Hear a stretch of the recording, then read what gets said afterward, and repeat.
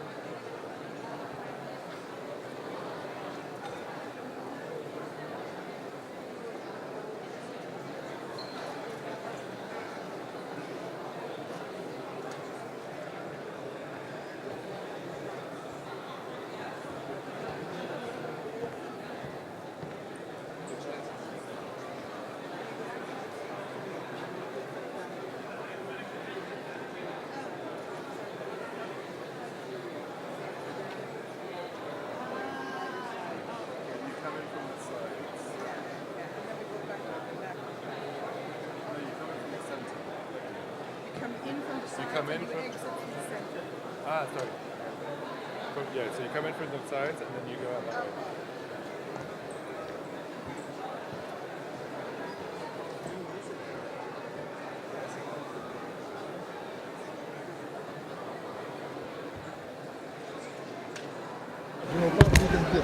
Let's start.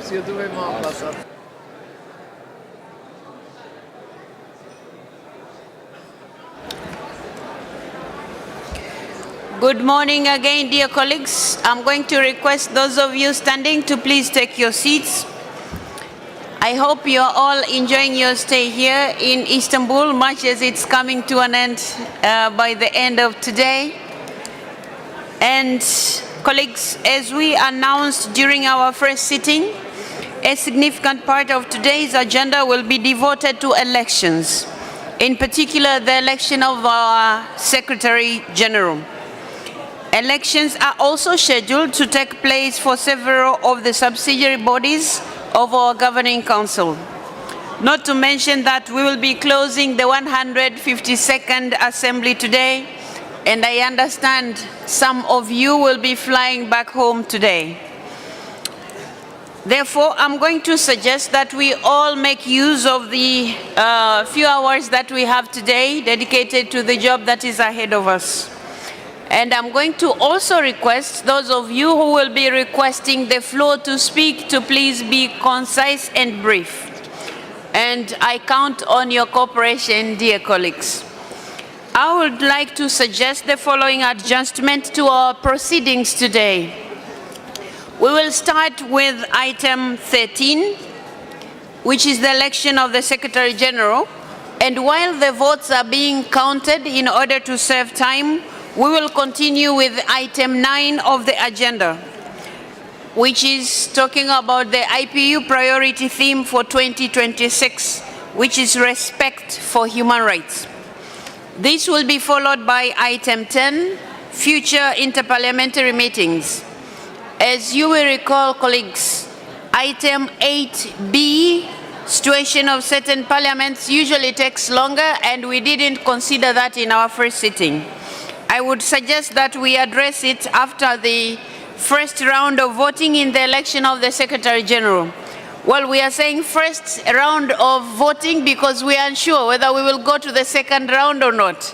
Hopefully not. As you elected your president last time, we didn't go to the second round. So I hope we will not be having the second round this time, but we have to factor that when we are planning the time that we have today. In addition to the election of the Secretary General, we will also have to hold elections to the Committee on Human Rights of Parliamentarians and the Committee on Health. Elections to these bodies will be held by show of hands. I suggest we organize the two elections together in the afternoon session. Colleagues, I take it that you agree with me that we begin with item 13, right? Okay, the clap of hand indicates that we all agree. So, thank you so much. Thank you. Dear colleagues, before we start the election, let me share with you a brief recap of the process for the selection of IPU Secretary General. Since it launched approximately 1 year ago, it has been a long process. The vacancy was opened in April 2025. With a deadline of 1st August 2025 for applications. Guided by the registrar of the process, the IPU president and the vice president drew up an initial shortlist, reducing over 58 applicants to 20. In December 2025, the executive committee was invited to further reduce that list to a shortlist of 5 candidates through a vote.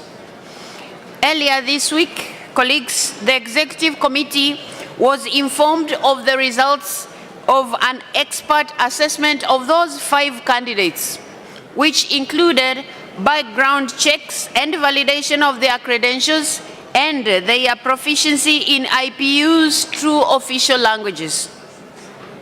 The executive committee was able to confirm that confidentiality, transparency with regard to the process and equal opportunities for all candidates were maintained throughout the process.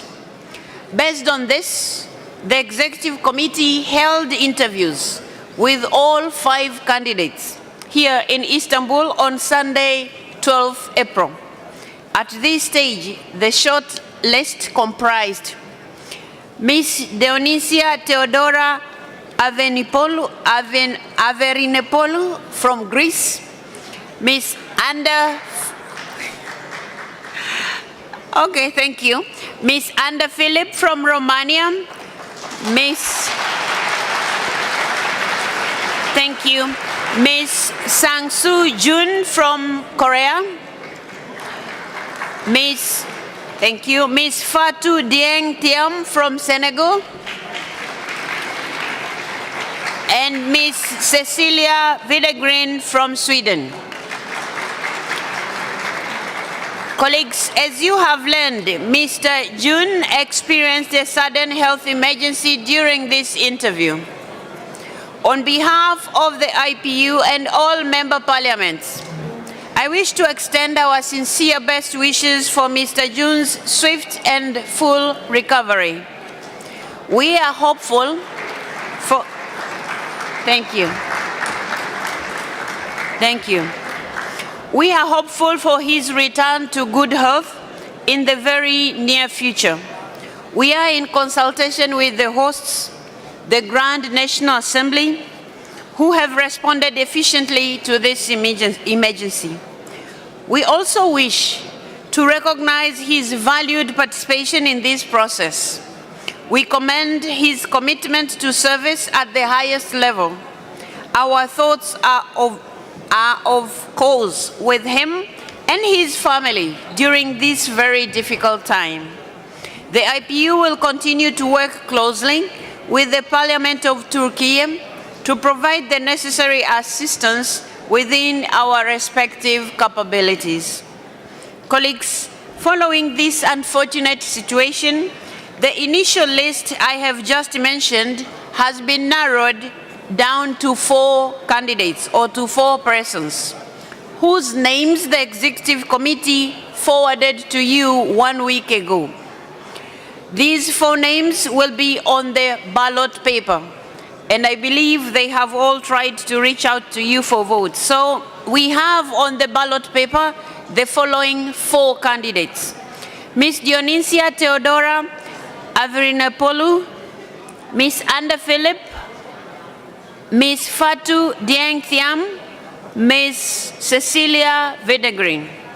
In the meantime, I would like to draw your attention to document CL/217/13-INF.1-Rev outlining the voting procedure for the election of the Secretary General. Colleagues, in accordance with Rule 29.2 of the Governing Council, the results of the secret ballot shall be ascertained by 2 tellers appointed by the Council. For the purpose of today's election, 2 tellers from the geopolitical groups with no candidates running for the post of the Secretary General should be nominated. These are the Asia Pacific Group and GRULAC. The 2 tellers are being proposed are Ms. Fatimat Sauda from the Maldives, and from the Asia Pacific Group, Ms. Fatimat Sauda, Maldives, from Asia Pacific Group, and Mr. Manzoor Nadir from Guyana, who will be representing GRULAC. Colleagues, do I take it that we agree with these nominations? Thank you very much. It is so decided. So we now have the 2 names of the 2 tellers.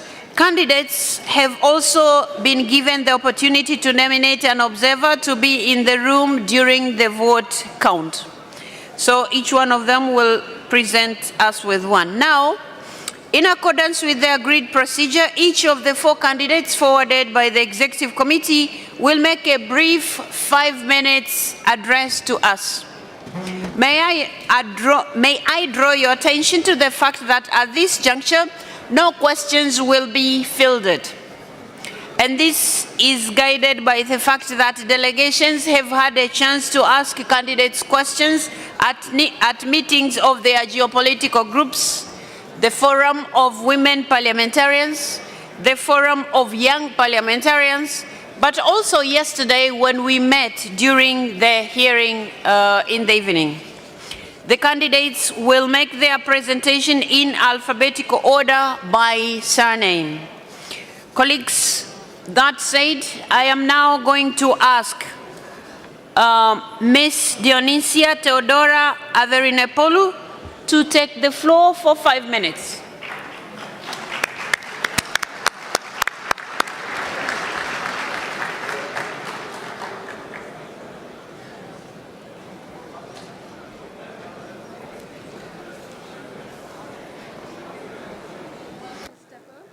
Ms. Averinopoulou, you have the floor. Thank you very much, dear President, dear Secretary General, Your Excellencies, dear colleagues. In a few moments, you will have to make a critical decision that will affect the future and the effectiveness of our organization.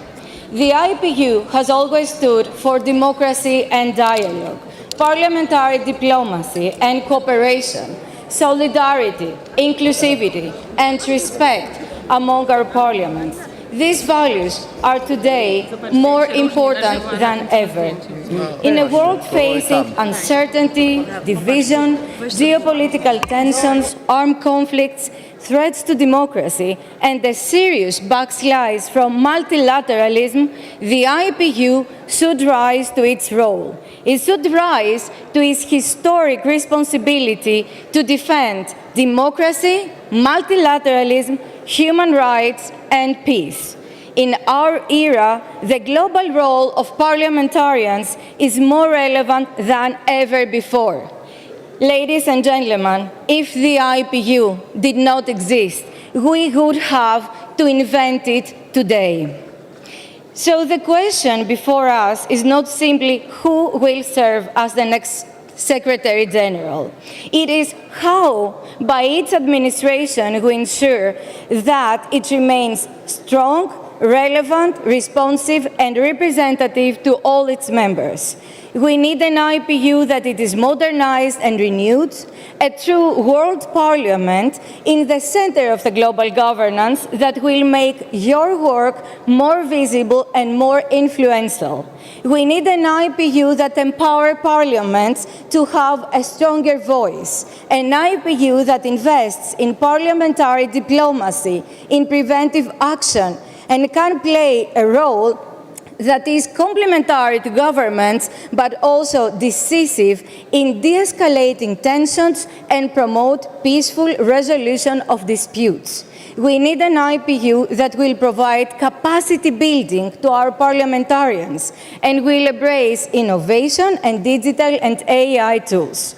An IPU that will keep promoting climate action, respect for human rights, gender equality, and will create more opportunities for young people and the young parliamentarians.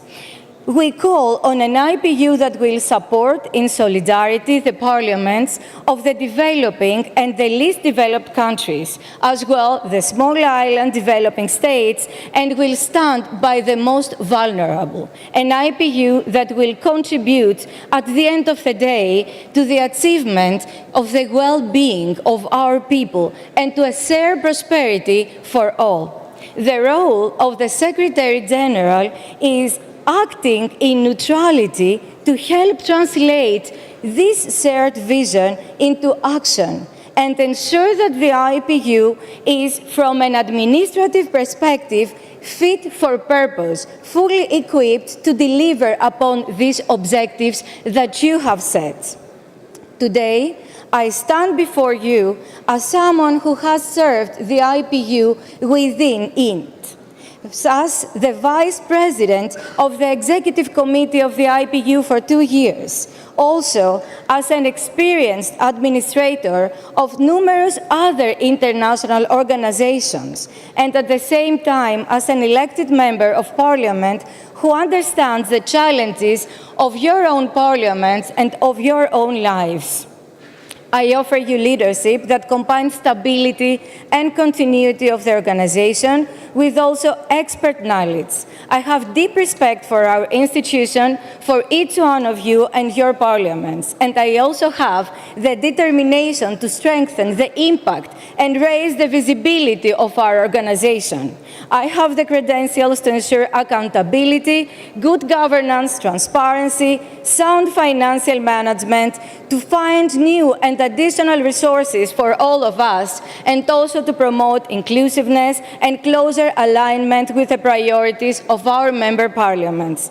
I commit that I will provide the necessary parliamentary platform for dialogue, combining all of your voices and building bridges where they are most needed.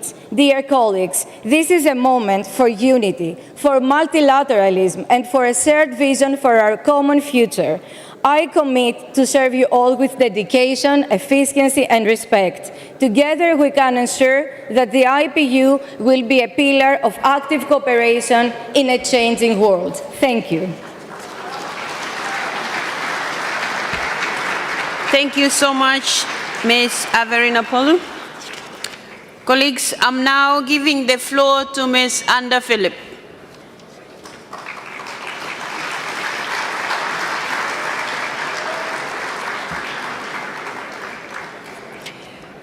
Ms. Philip, you have the floor.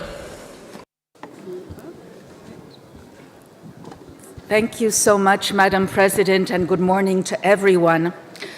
Ladies and gentlemen, at a time of global turbulence, I believe that the IPU Secretary General should be a non-partisan steward with a realistic vision for the future. Someone who understands from within the challenges that the IPU faces every day. Parliaments under strain, rising expectations of delivery, matching ambition with limited resources. Someone with deep institutional knowledge and the skills to build consensus across regions and political divides. It is in these terms that I present my candidacy to you today. I could tell you my whole story, but I'd rather focus on just a few moments that demonstrate my neutrality and institutional acumen. I was permanent observer for IPU at the United Nations and then director of member parliaments, always working hand in hand with the IPU political leadership and achieving good results, even in very complex situations. I believe strongly in IPU's potential.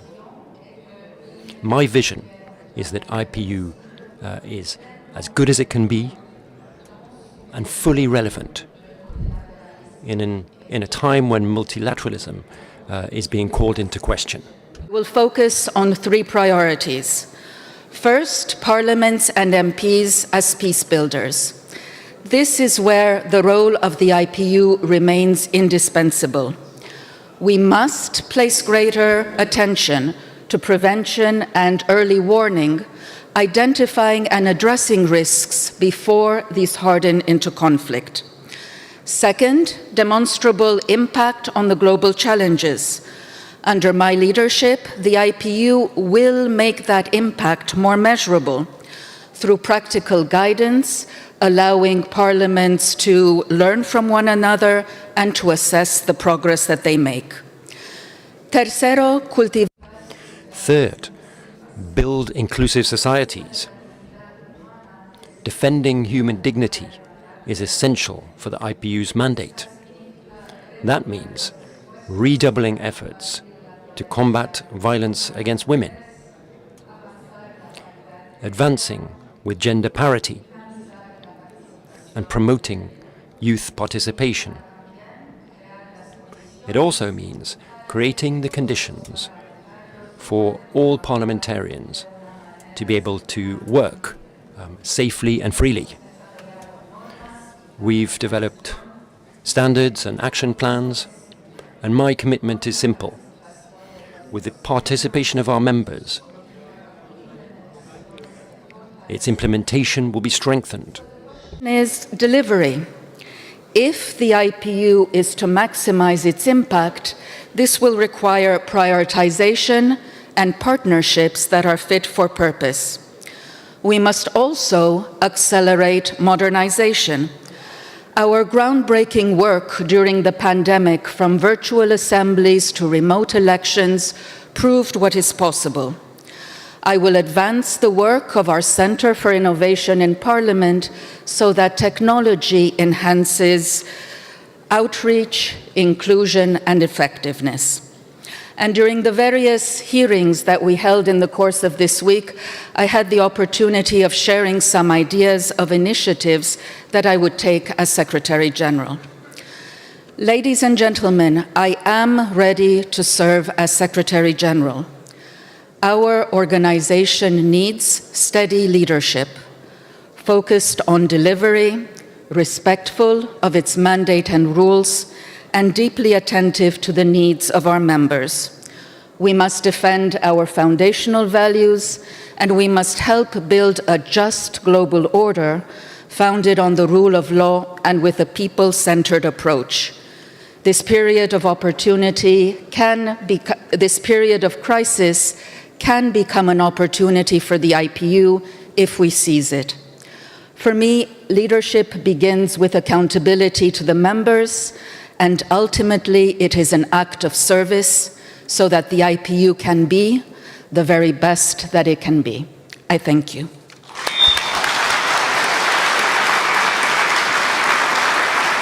Thank you so much, Ms. Philip.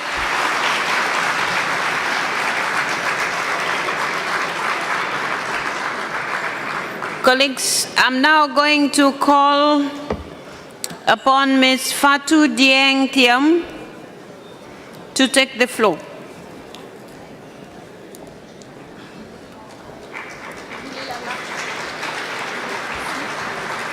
Ms.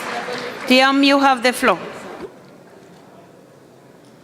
أعوذ بالله من الشيطان الرجيم بسم الله الرحمن الرحيم. Madame la Présidente. Madam President,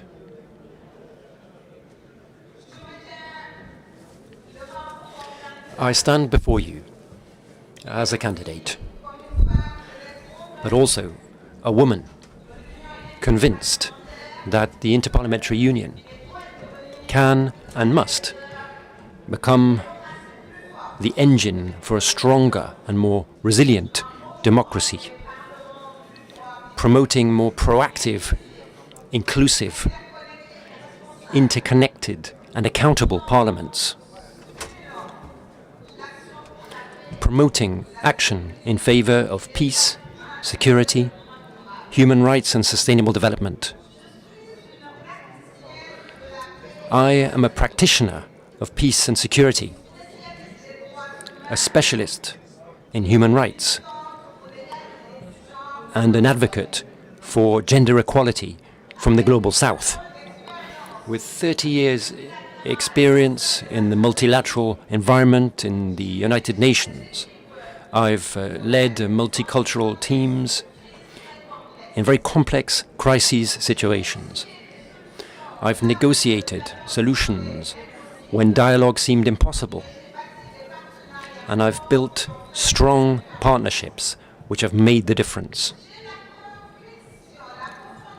I have a deep conviction that the challenges of our era will not be resolved by war or struggles for power, but through dialogue and a collaborative, innovative, and profoundly human approach.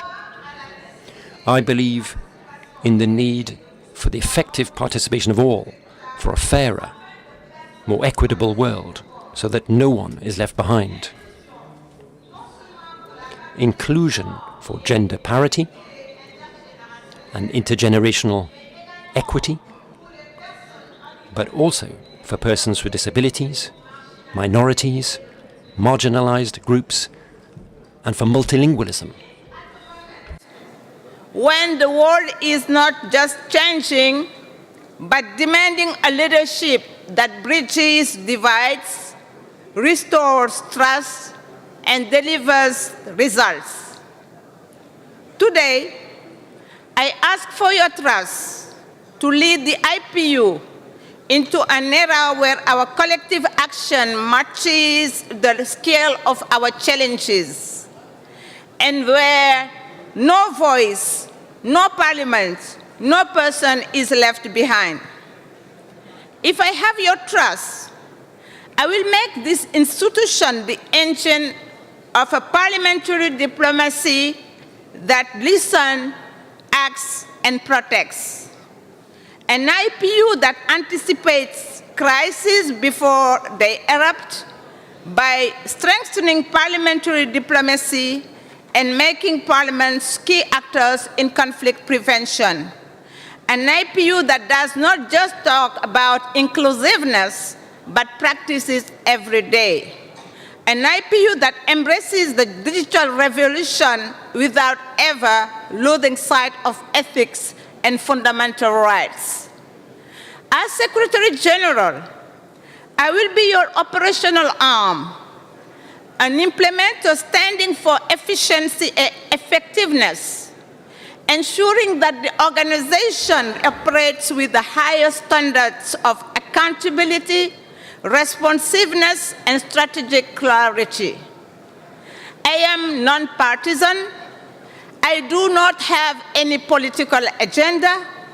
I will reinforce trust, transparency, and unwavering neutrality because IPU must be more than a bridge between political decision-making and administrative execution.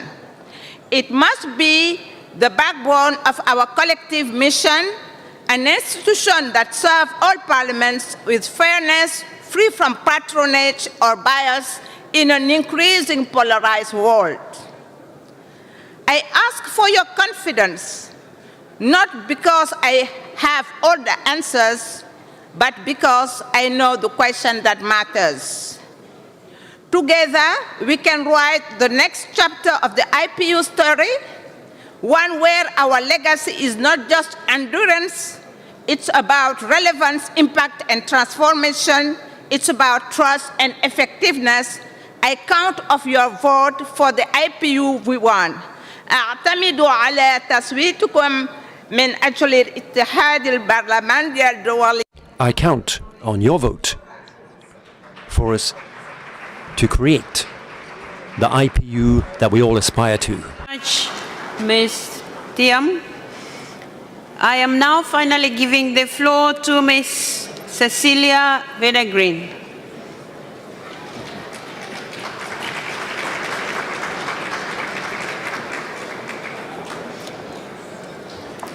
Ms. Videgreen, you have the floor.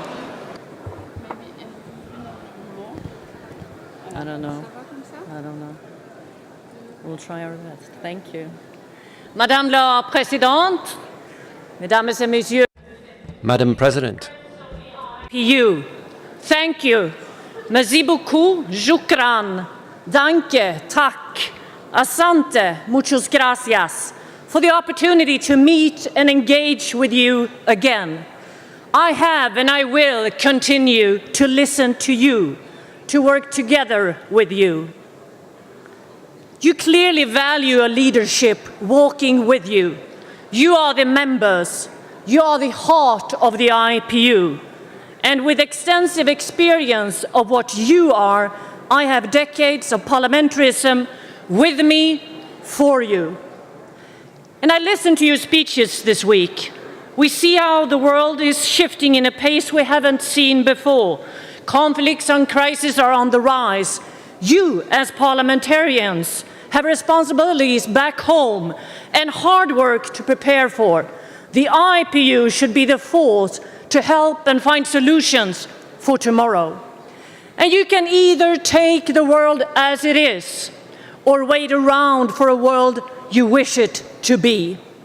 You can now add your parliamentary dimension to this parliamentary organization.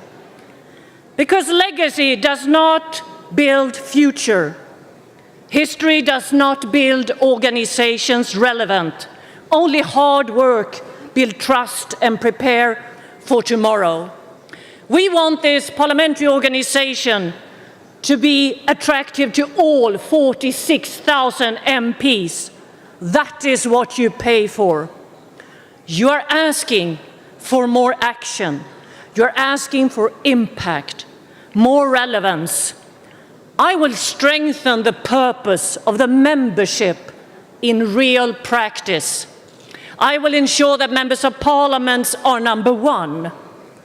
You are the guardians of trust between people and powers. And by listening, I have built trust and I will continue to build trust. I am here to serve you all members.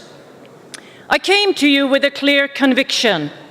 The IPU bucket must be filled because yesterday's answers cannot deliver. You will not be heard. But with your new strategy that you decided this week, you will now fill the bucket together with action, your action. Make sure that letters becomes tools in work. I am a farmer's daughter. I know what it takes to fill a bucket, to make something grow and to make something prosper. It takes teamwork, and you are the experts. You are a membership organization, and I'm here for you. I come from Sweden, a small country far up north. But we have a steady hand, and we partner with so many of you. We never act alone. We act for others. We bring tools. We are teammates. We are a humanitarian force in the world with big hearts, not at least in the global south, a partner you can count on. That's my backbone. That's the parliamentary diplomacy that I will bring to you. The IPU has a remarkable legacy of 8 Nobel Peace Prizes, a world record. The room and the world needs more of that. In this room, we have some of the best negotiators, some of the best mediators in parliamentary diplomacy in the world. It is time to use your expertise to build a roadmap for the 9th Nobel Peace Prize. Your expertise will be taken care of. I took the initiative for the IPU to strengthen the long-term financial foundation a few years ago when other multilateral organizations are cutting. I also led the importance of showing accountability and transparency and openness within the organization.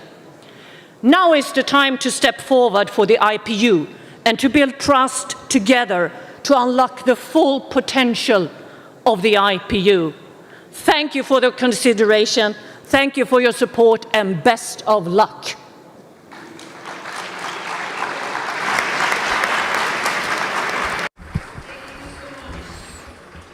متشکرم خانم سیسیلیا، همکاران محترم.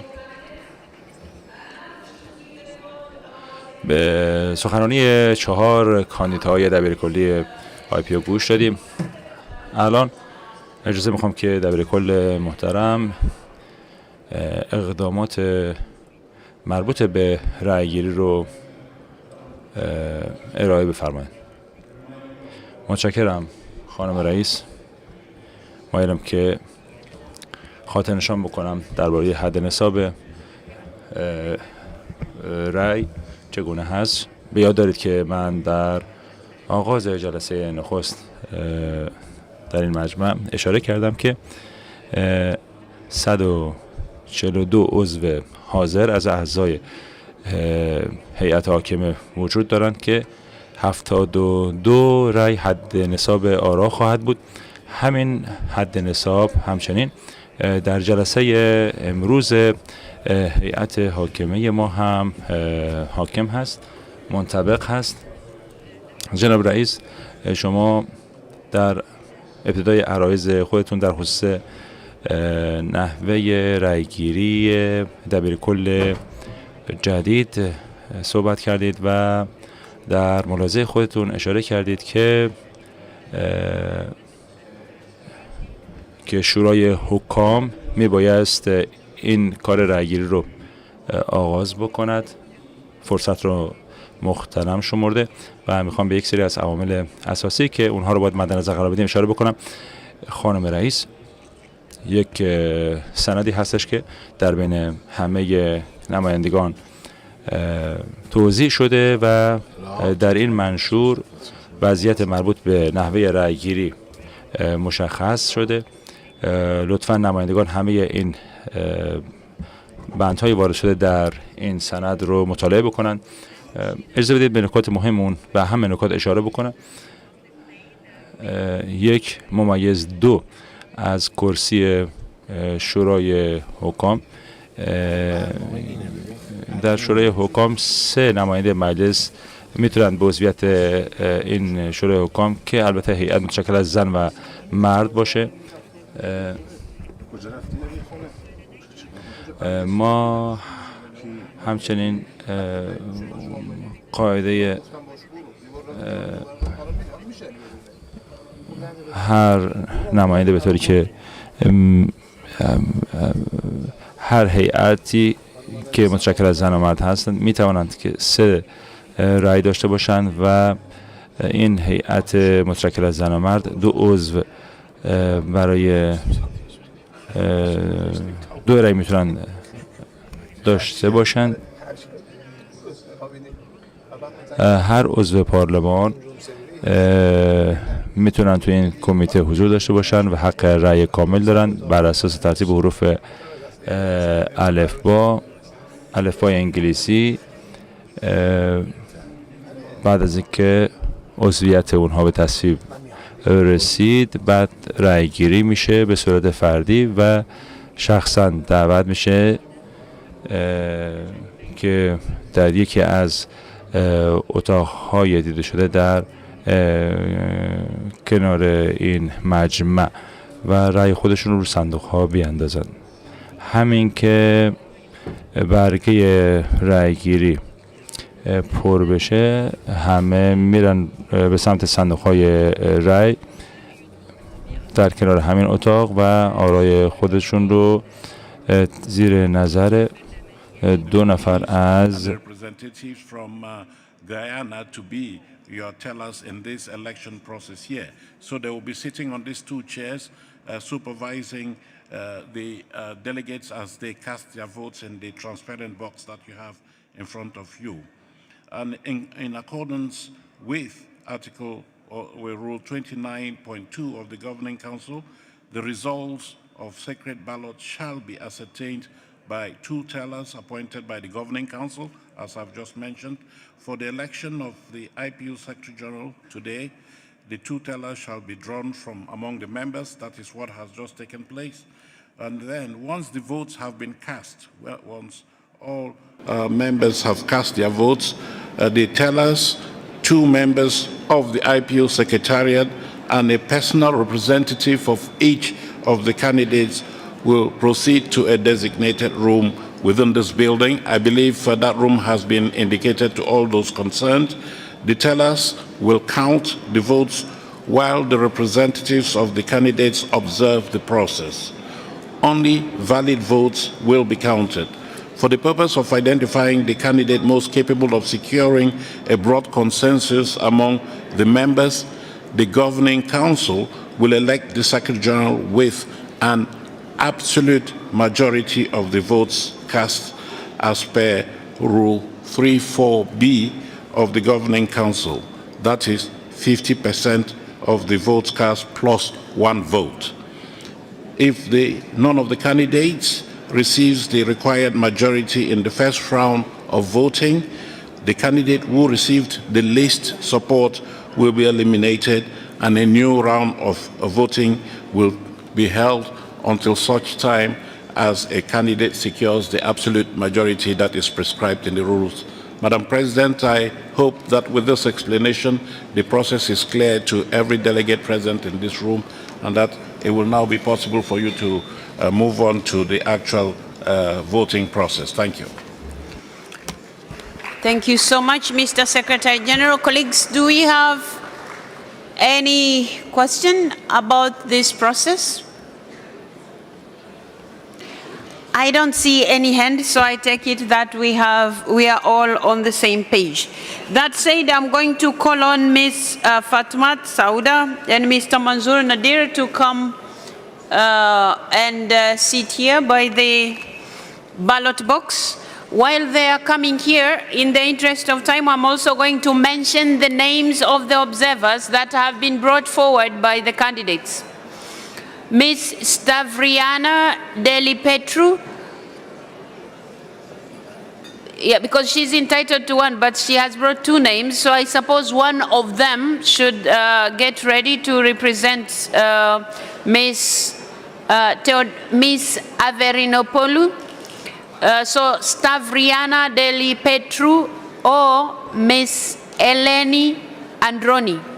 And for Ms. Underphilip, it's Ms. Cosmina Moldovan. For Ms. Fatu Dieng Thiam, it's Mr. Magaye Gueye. For Ms. Cecilia Videgreen, it's Mr. Ingvar Matson. So,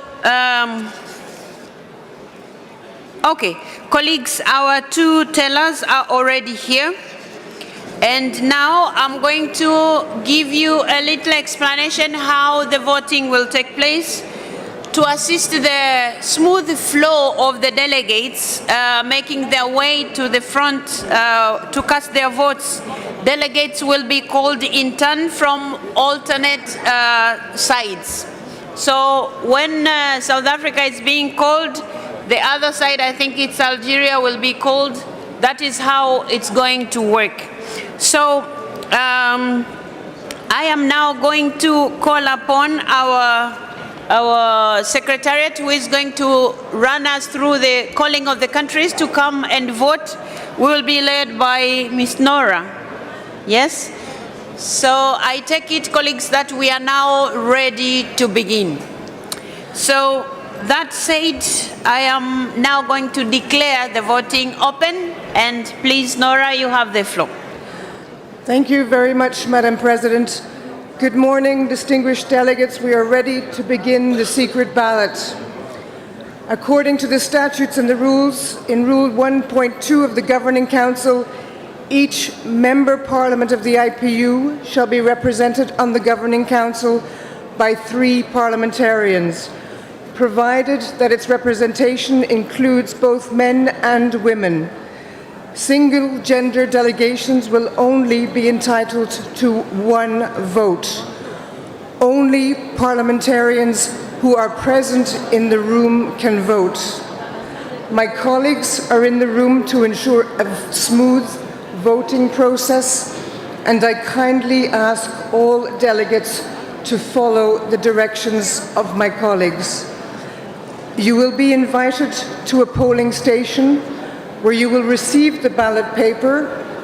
On the paper, you will check one of the boxes and proceed to the urn, where we have our 2 tellers, Ms. Sauda and Mr. Nadir.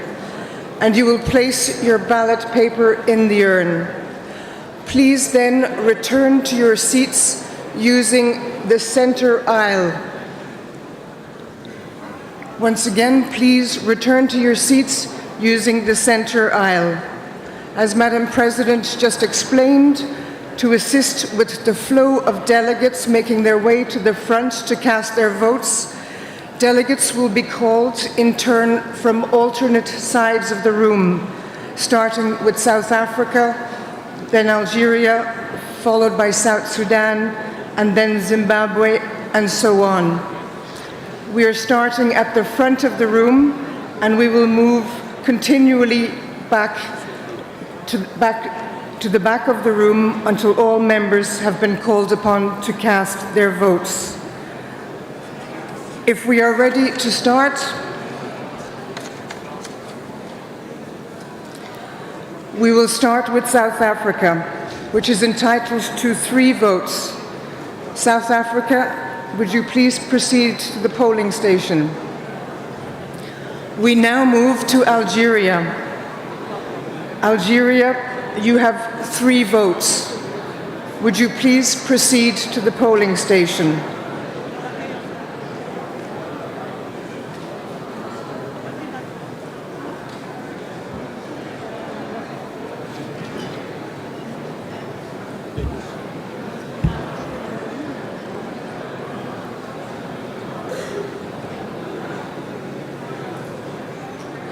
South Sudan, you have 1 vote. Would you please proceed to the polling station? Zimbabwe, you have 3 votes. Zimbabwe, would you please proceed to the polling station?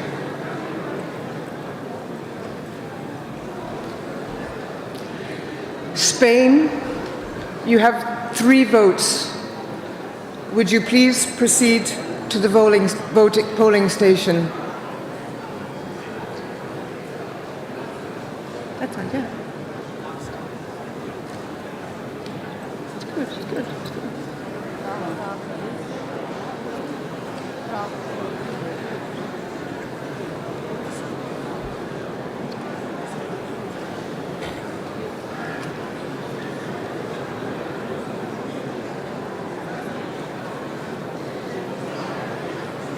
Suriname, you have 3 votes. Would you please proceed to the polling station?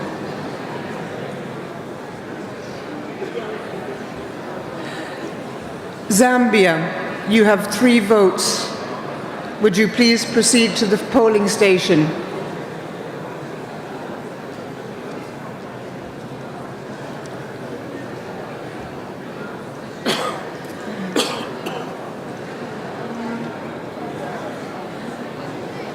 Switzerland, you have 3 votes. Would you please proceed to the polling station?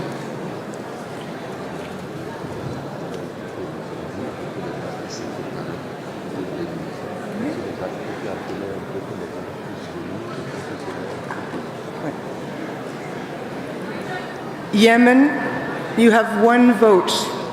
Can you please proceed to the polling station?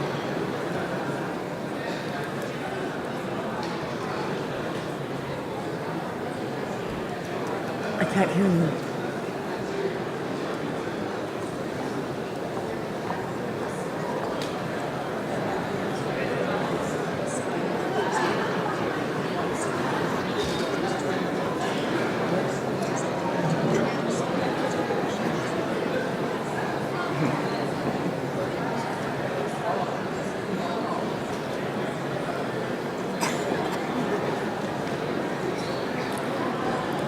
Sweden, you have 3 votes.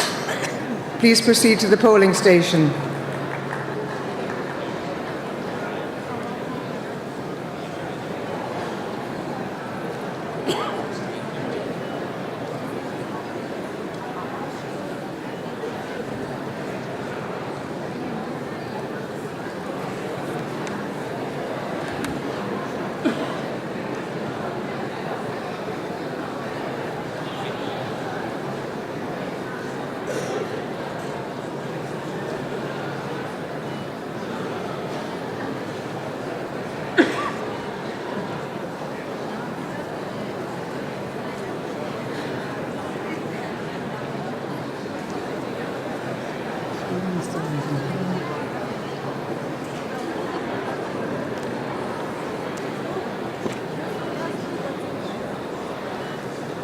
Vietnam, you have 3 votes. Please proceed to the polling station.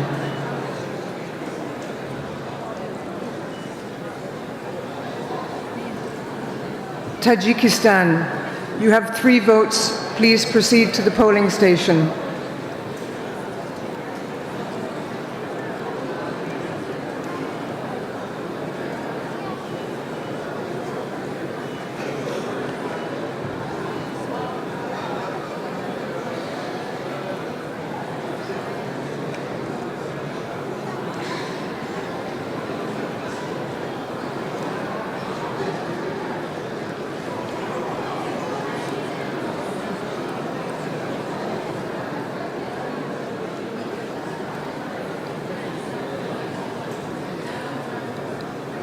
Thailand, you have 3 votes. Please proceed to the polling station.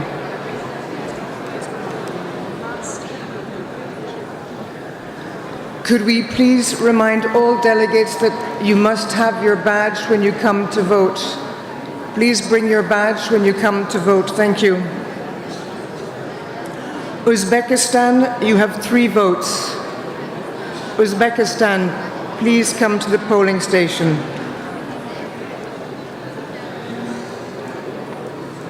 Uruguay, you have 1 vote. Please come to the polling station.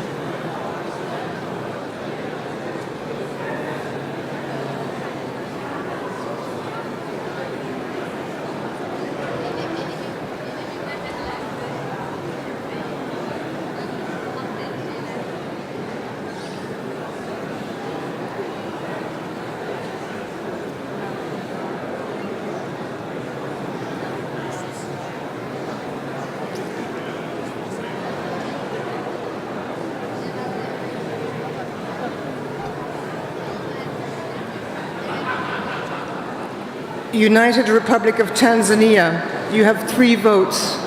Please come to the polling station. Tanzania, you have 3 votes.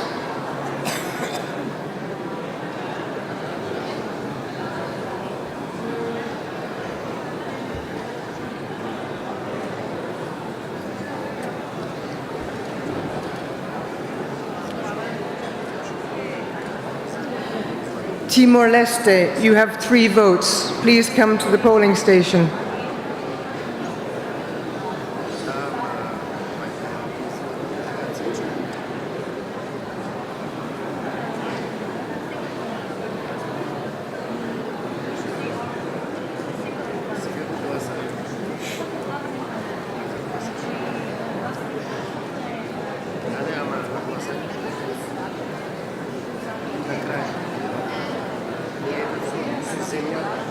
Tunisia, you have 3 votes. Please come to the polling station.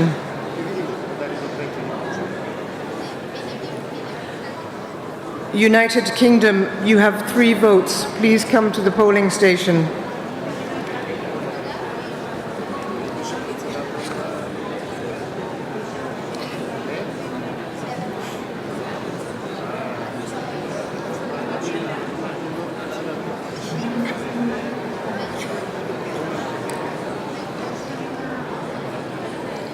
Togo, you have 1 vote.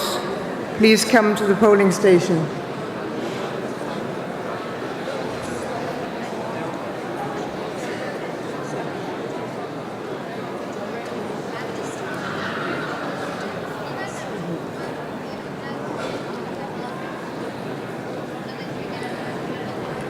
United Arab Emirates, 3 votes. Please come to the polling station.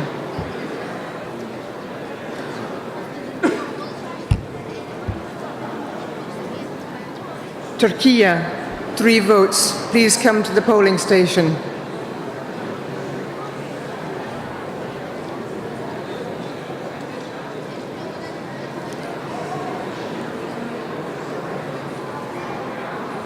Ukraine, you have 3 votes.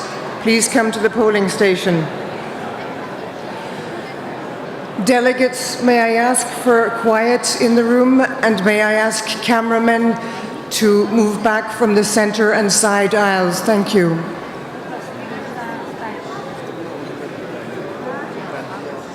Uganda, you have 3 votes. Please come to the polling station.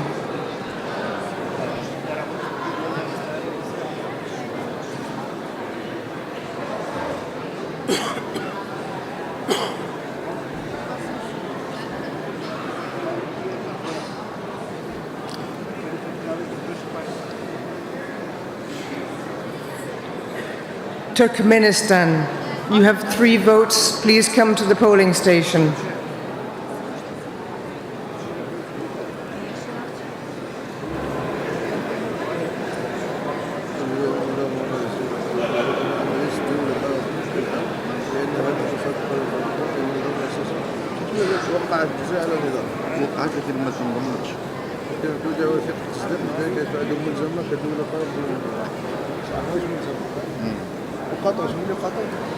Democratic Republic of Congo.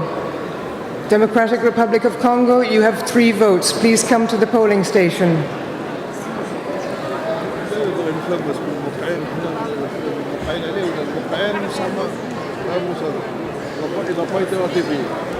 Albania, you have 3 votes. Please come to the polling station.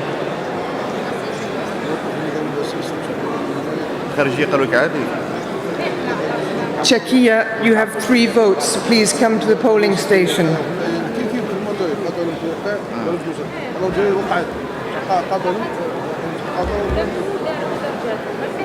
Angola, you have 3 votes.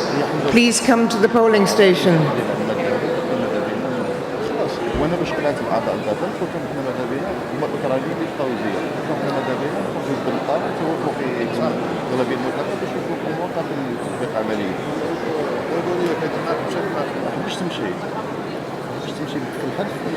Cyprus, you have 2 votes. Please come to the polling station. Armenia, you have 3 votes. Please come to the polling station.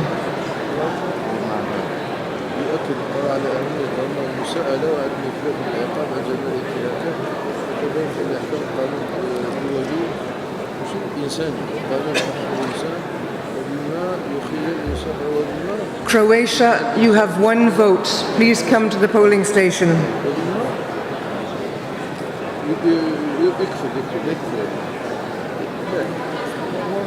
Côte d'Ivoire, you have 3 votes.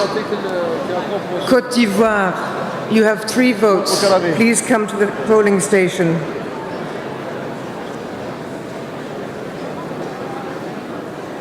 I know. Going this way.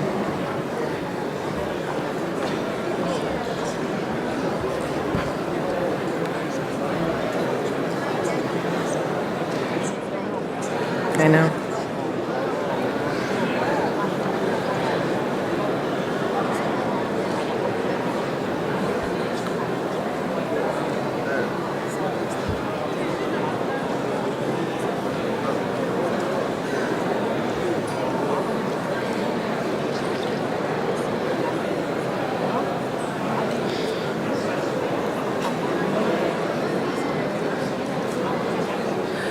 Australia, you have 3 votes. Please proceed to the polling station.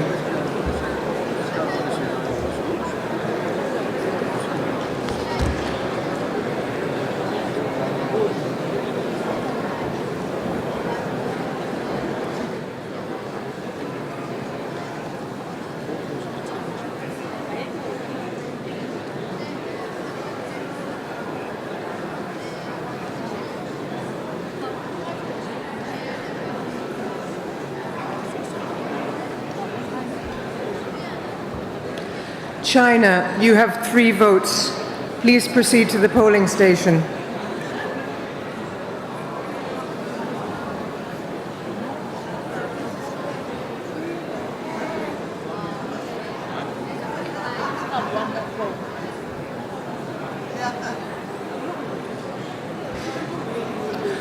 Austria, you have 3 votes. Please proceed to the polling station.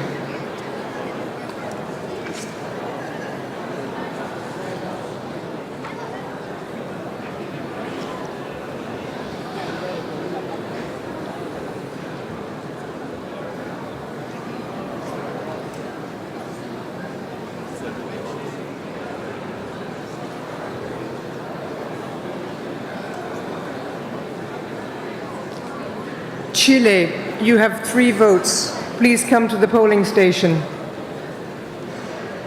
Chile, 3 votes. Please come to the polling station. Azerbaijan, you have 3 votes. Please proceed to the polling station.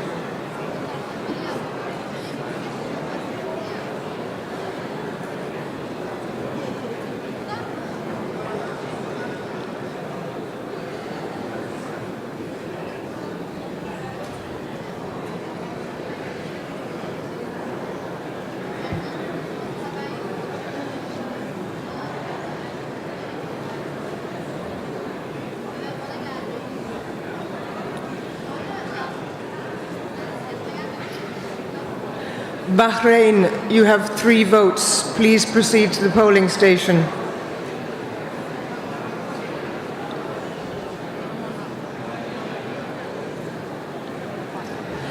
Chad, you have 3 votes. Please proceed to the polling station.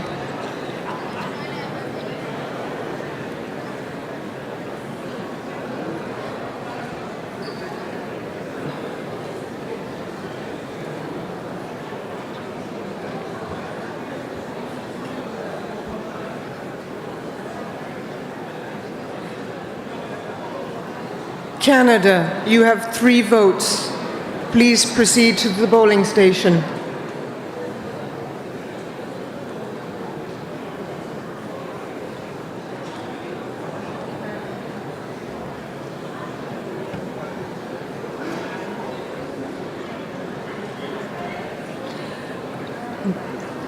Belarus, you have 1 vote. Belarus, 1 vote. please proceed to the polling station.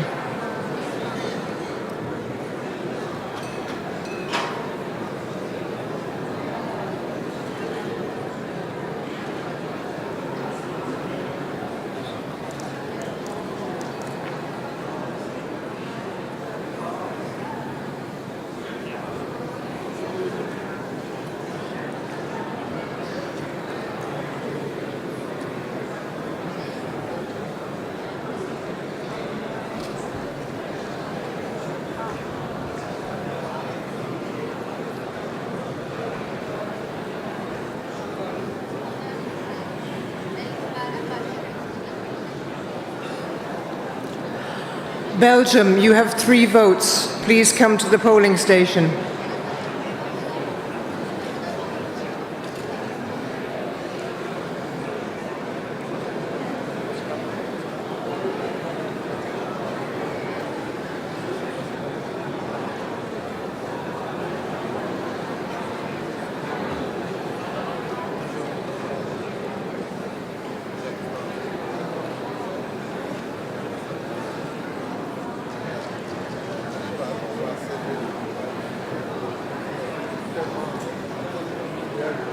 Cameroon, you have 3 votes. Please come to the polling station. Cameroon, 3 votes.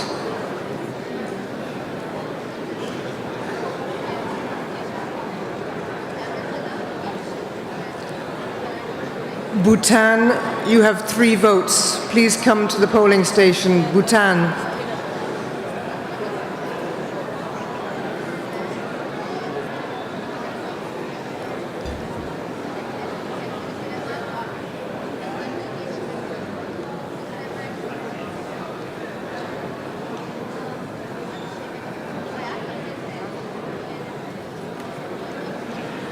Cambodia, you have 3 votes. Please come to the polling station. Bosnia-Herzegovina, you have 1 vote. Please come to the polling station.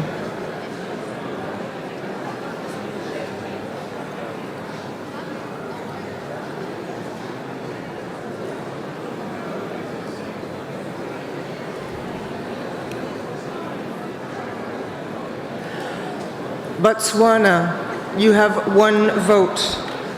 Please come to the polling station.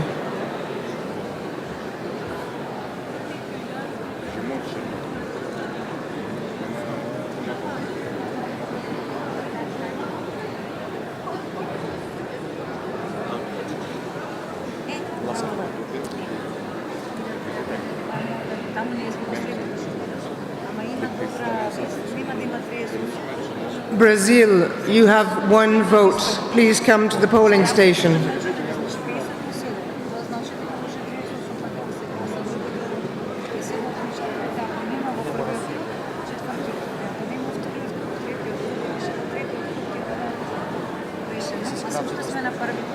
Kazakhstan, you have 1 vote.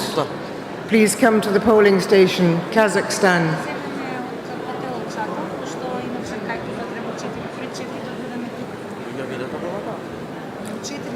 Burkina Faso, you have 3 votes. Please come to the polling station. Hey, Pat.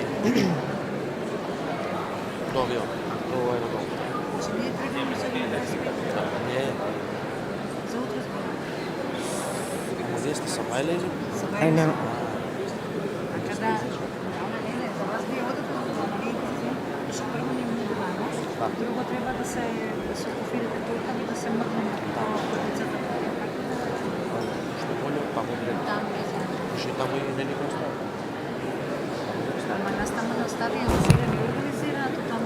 Jordan, you have 3 votes. Please come to the polling station.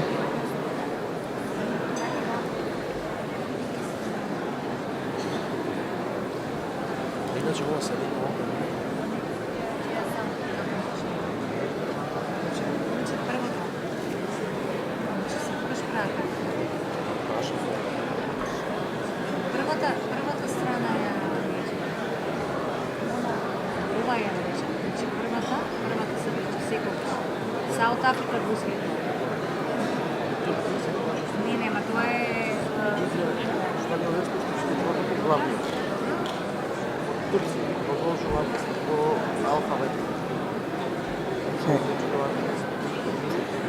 Japan, you have 3 votes. Please proceed to the polling station.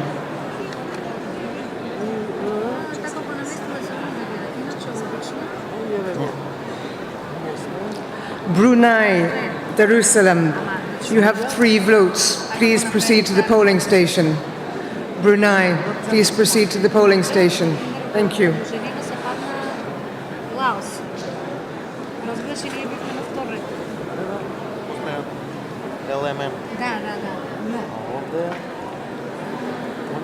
Denmark, you have 2 votes. Please proceed to the polling station.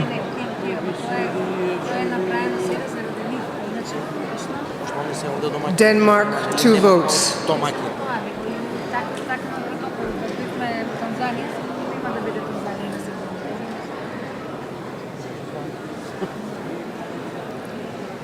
Italy, you have 3 votes. Please proceed to the polling station. Italy.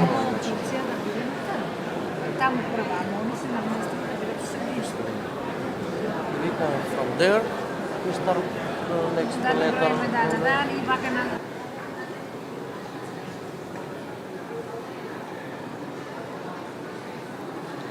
Djibouti, you have 3 votes. Please proceed to the polling station.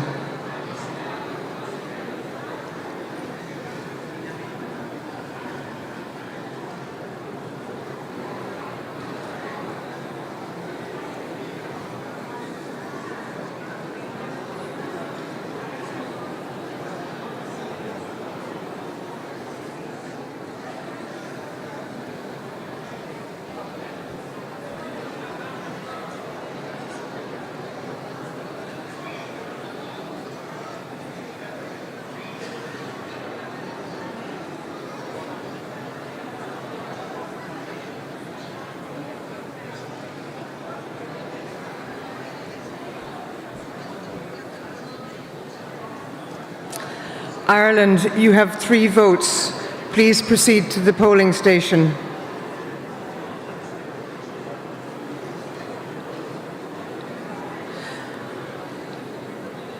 Dominican Republic, you have 3 votes. Please proceed to the polling station.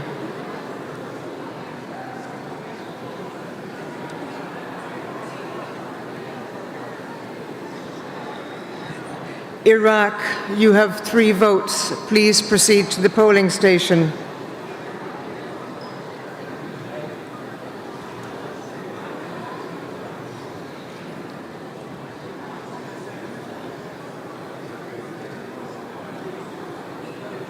Ecuador, you have 3 votes. Ecuador, please proceed to the polling station.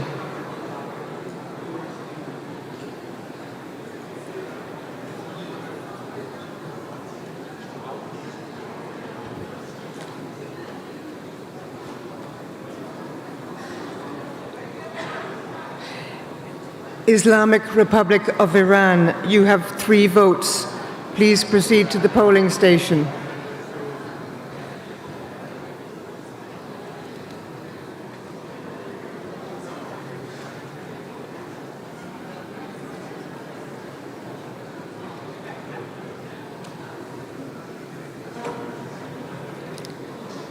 Estonia, you have 3 votes. Please proceed to the polling station.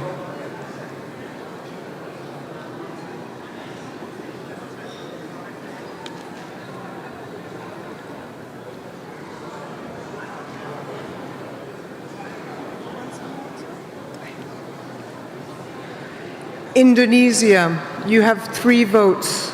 Please proceed to the polling station. Indonesia.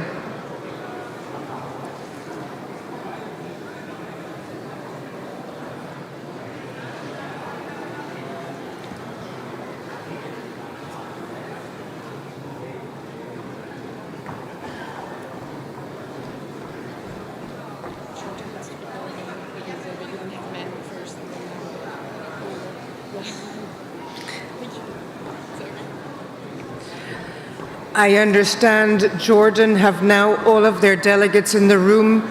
Jordan, you have 3 votes. Please proceed to the polling stations.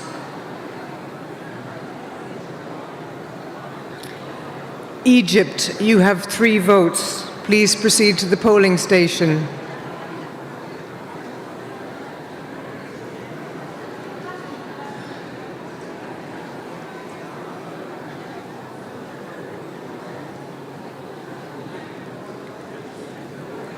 Iceland, you have 3 votes. Please proceed to the polling station.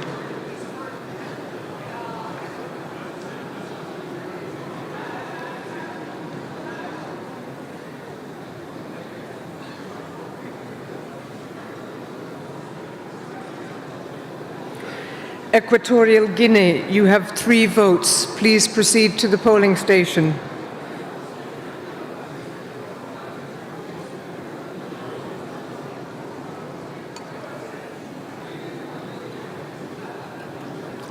Eswatini, you have 3 votes. Please proceed to the polling station.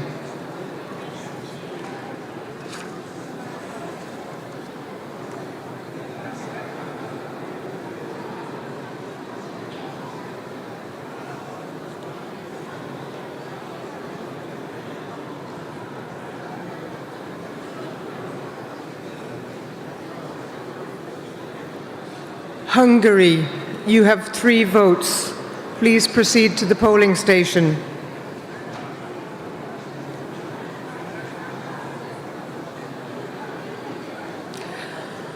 Fiji, you have 3 votes. Please proceed to the polling station.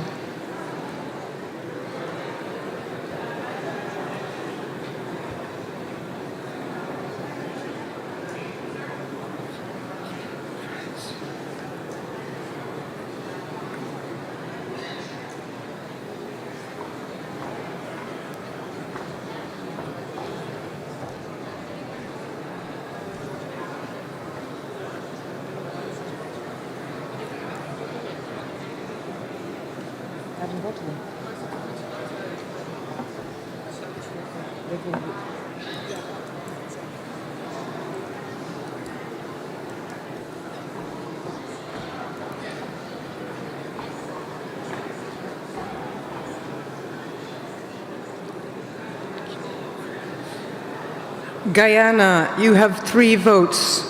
Please proceed to the polling station.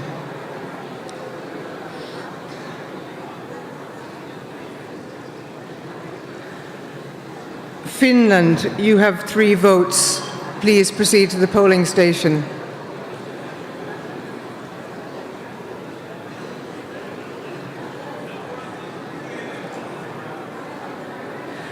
Greece, you have 3 votes. Please proceed to the polling station.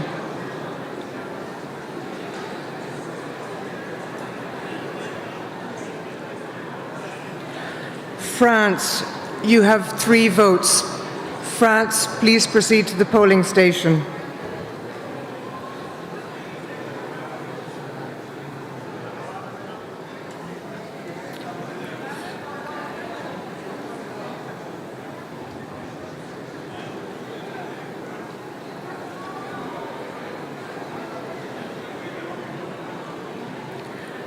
Gabon, you have 3 votes. Please proceed to the polling station.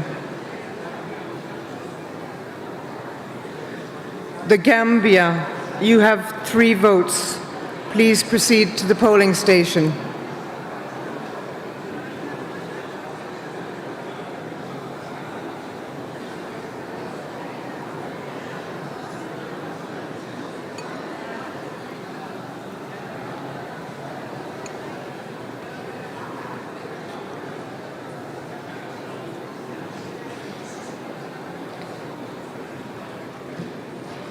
Ghana, you have 3 votes. Ghana, please proceed to the polling station.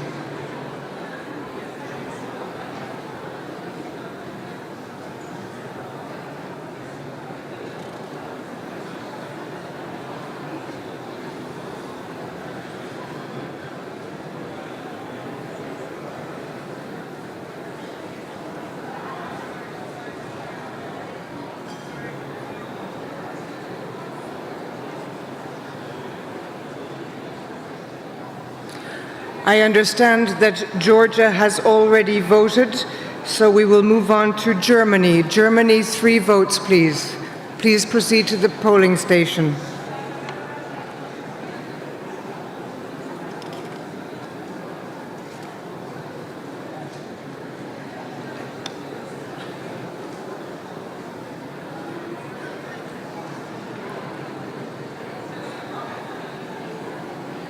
Nigeria, 3 votes. Please proceed to the polling station.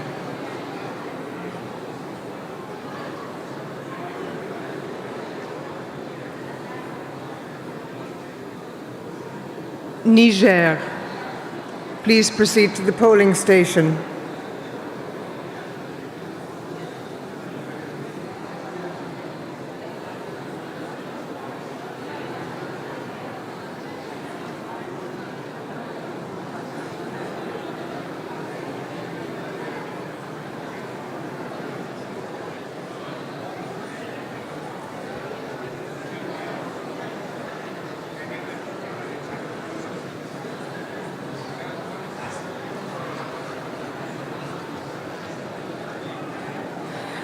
Kenya, 3 votes. Please proceed to the polling station.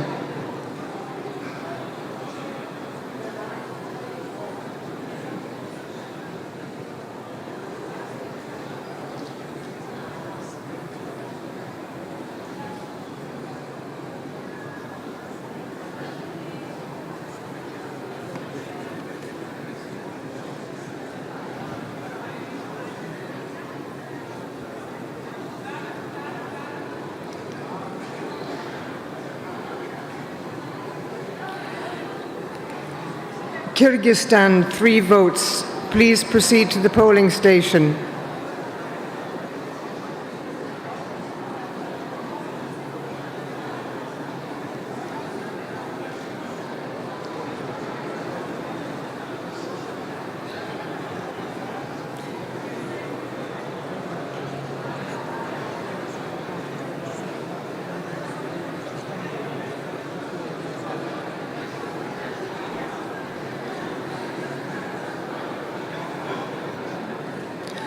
The Netherlands, 3 votes. Please proceed to the polling station.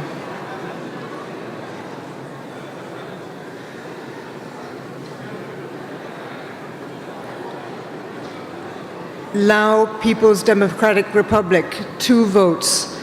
Please proceed to the polling station.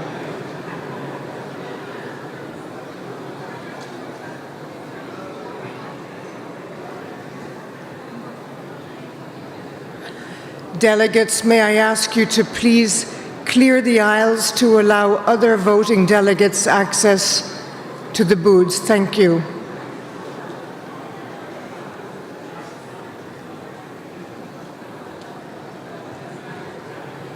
Nepal, 3 votes. Please proceed to the polling station. Nepal.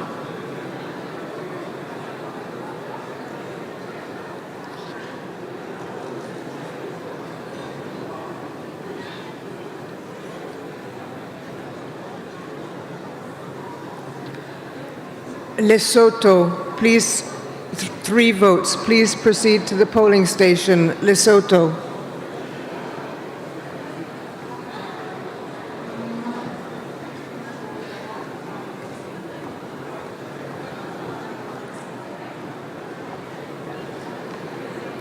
Namibia, 3 votes. Please proceed to the polling station. Mozambique, 3 votes. Please proceed to the polling station. Mozambique.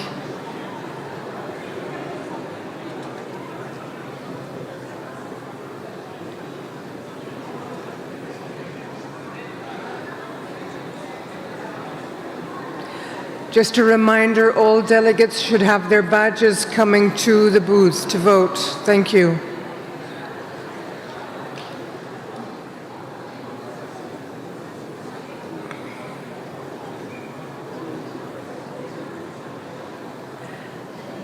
Latvia, 3 votes. Please proceed to the polling station. Latvia.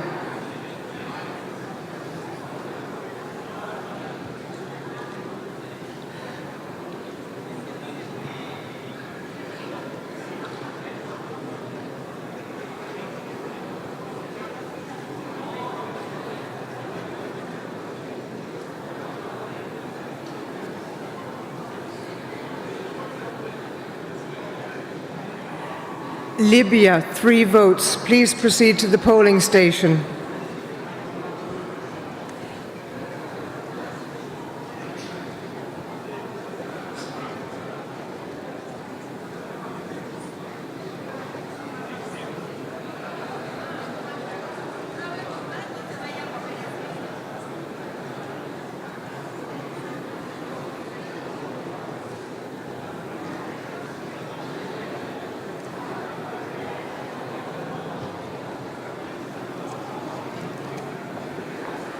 Liechtenstein, 2 votes. Please proceed to the polling station.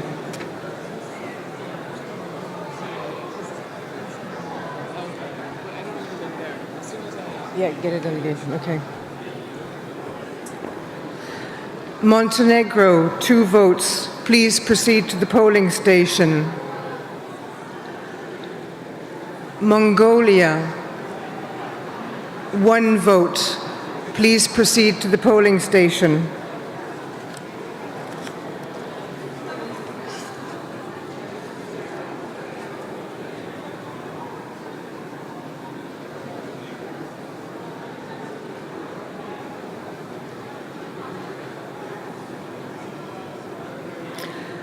Lithuania, 3 votes. Please proceed to the polling station.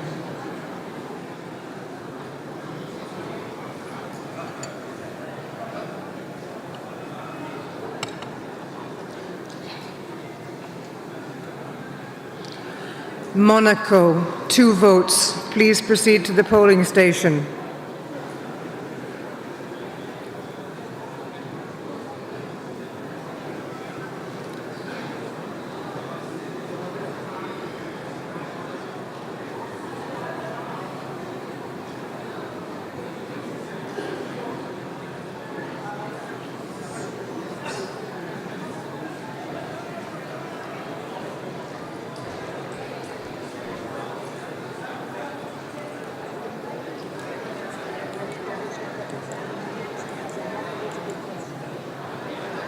How many votes?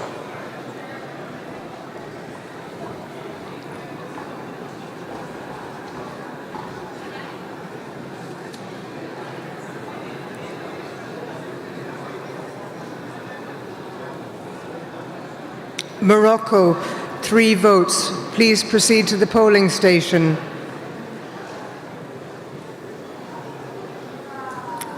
Luxembourg, 3 votes. Please proceed to the polling station.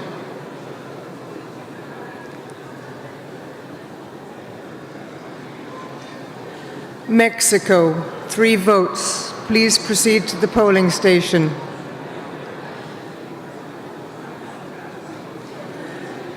Madagascar, 1 vote. Please proceed to the polling station.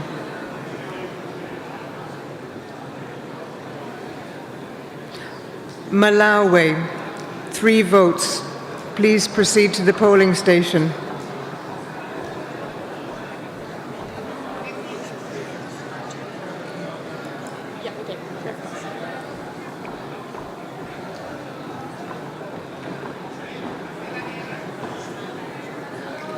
Mauritania, 3 votes. Please proceed to the polling station. Malta, 1 vote.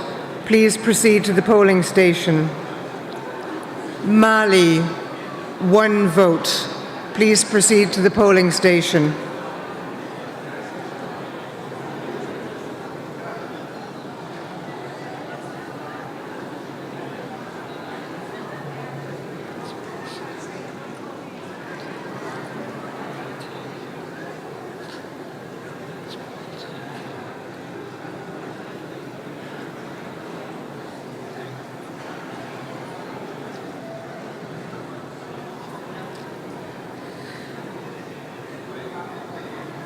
North Macedonia, 3 votes. Please proceed to the polling station.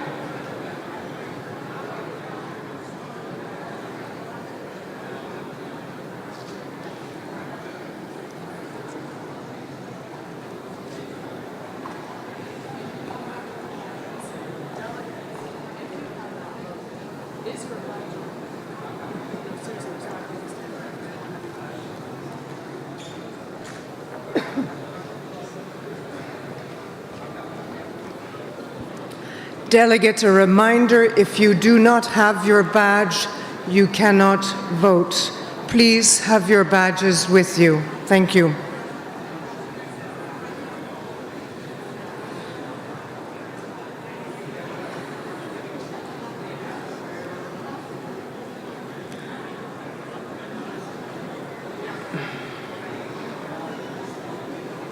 Maldives, 3 votes. Please proceed to the polling station.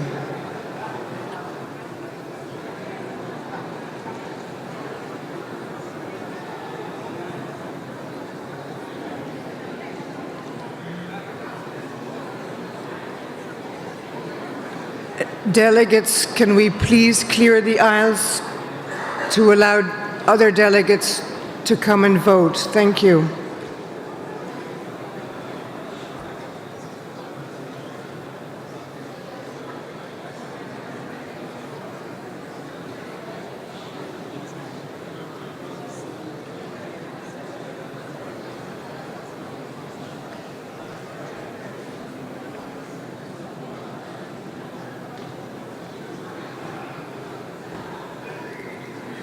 Somalia, you have 3 votes. Please proceed to the polling station.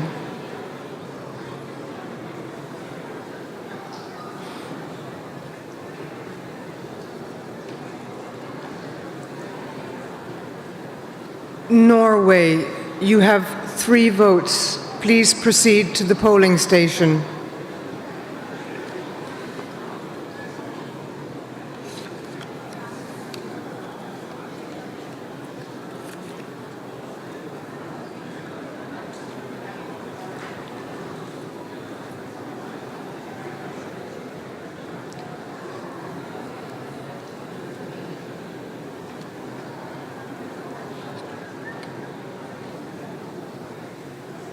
Slovenia, you have 1 vote.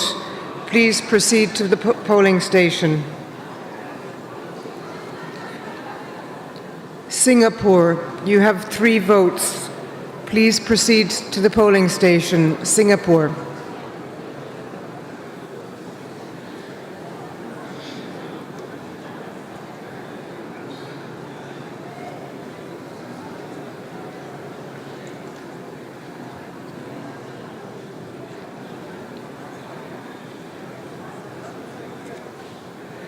Sierra Leone, you have 3 votes.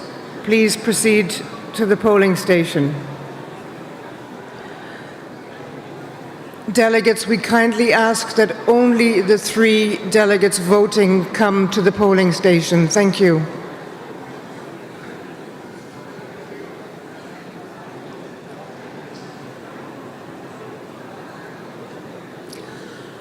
Oman, you have 3 votes. Please come to the polling station.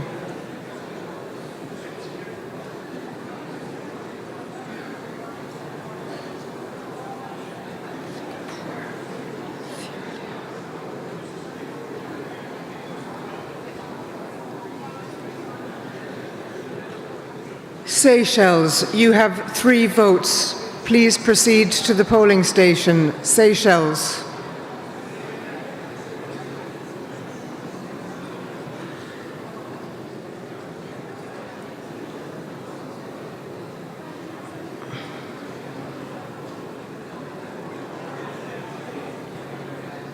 Pakistan, you have 3 votes. Please proceed to the polling station.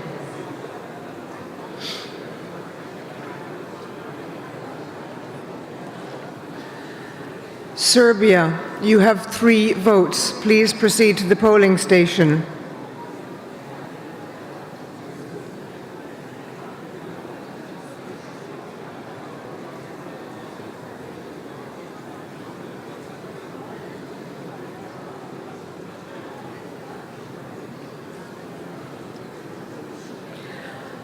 Palestine, you have 3 votes.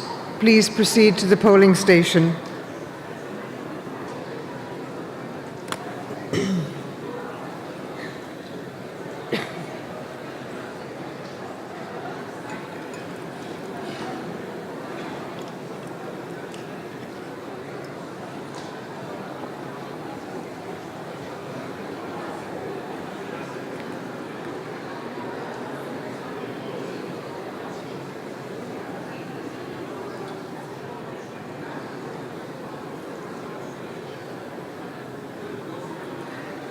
Senegal, you have 3 votes. Please proceed to the polling station. Senegal.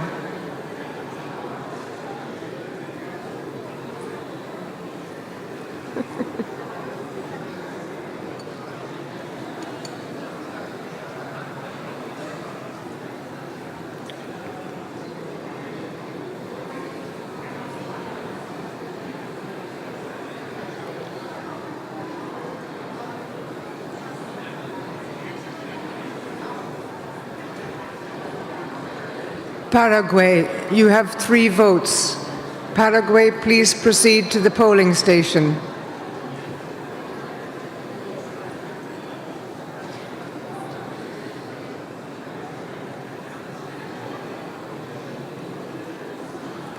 Saudi Arabia, you have 3 votes. Please proceed to the polling station.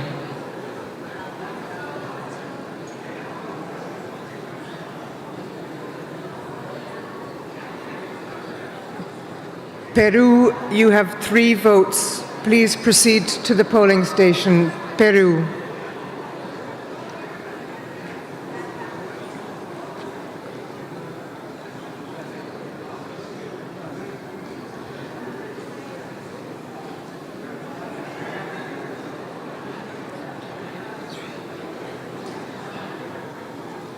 San Marino, you have 3 votes. Please proceed to the polling station.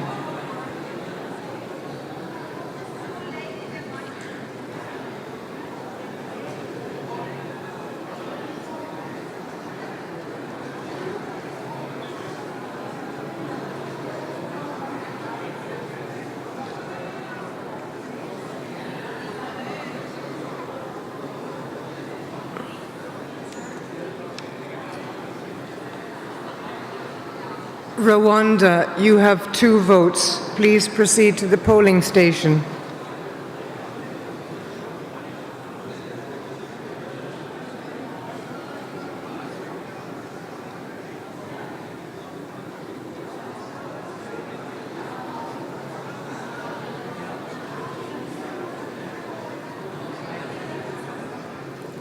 Poland, you have 3 votes. Please proceed to the polling station.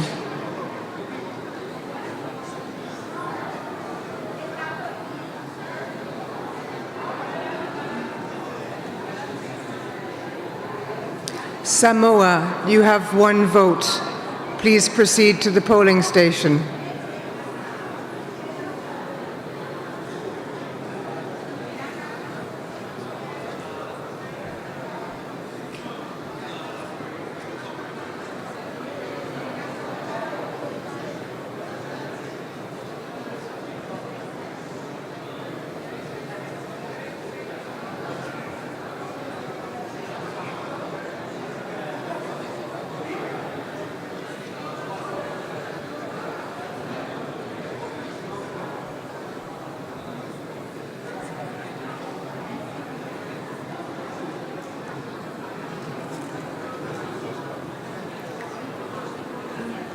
Russian Federation, you have 3 votes. Please proceed to the polling station. Qatar, you have 3 votes. Please proceed to the polling station.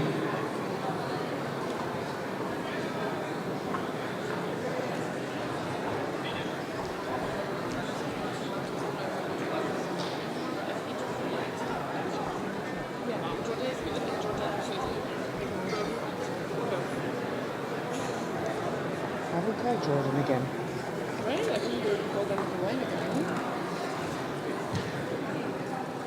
I did call them once. So it's okay. They have been called.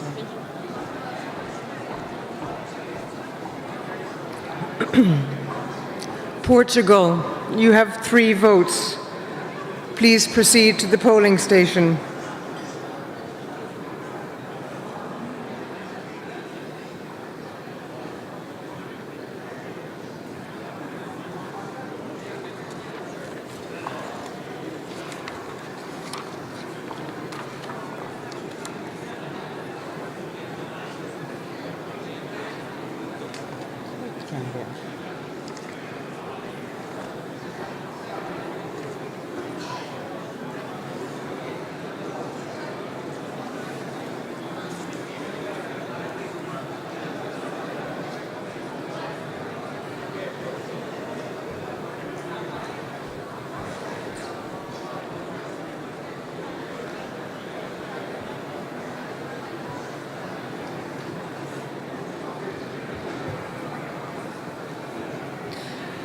Republic of Korea, 3 votes. Please proceed to the polling station.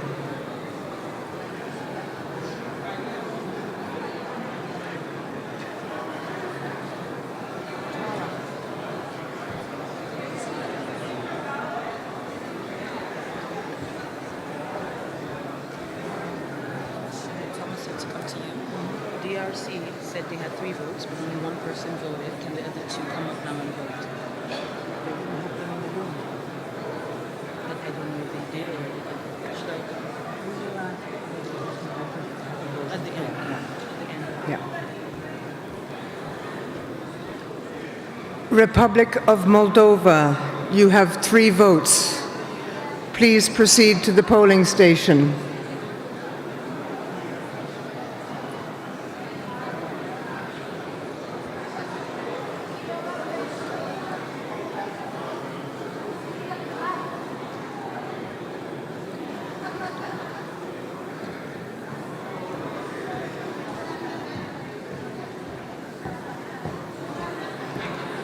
Romania, you have 3 votes. Please proceed to the polling station. Romania.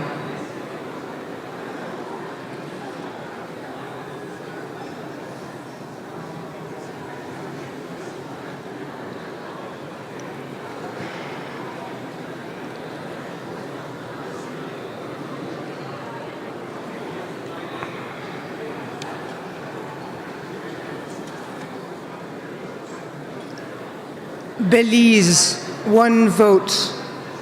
Belize, please proceed to the polling station. Belize.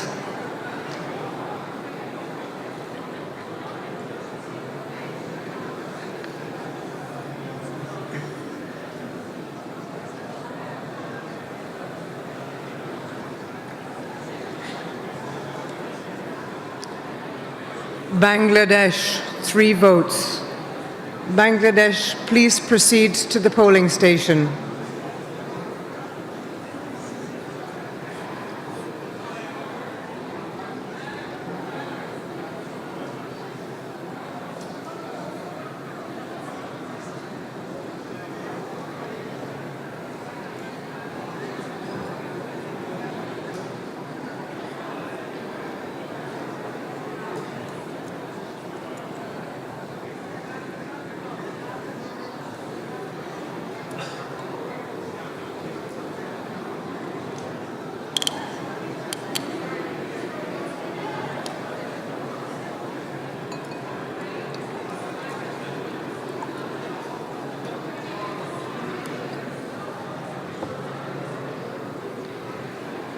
Delegates, may I ask for some quiet in the room, please?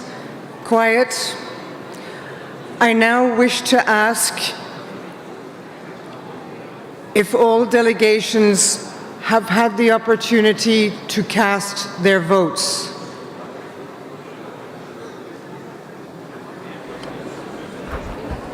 No.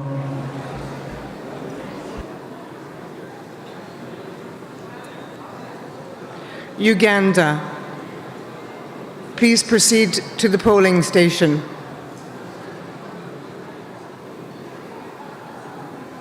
Are there any other delegations in the room that have not had the opportunity to cast their votes? The Democratic Republic of Congo. The Gambia, please proceed to the polling station. The Democratic Republic of Congo.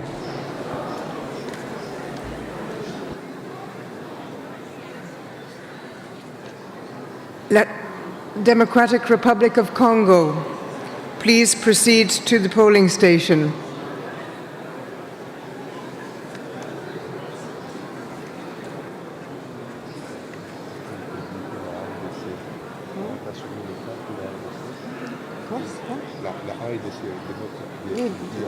Oui, je viens de les appeler.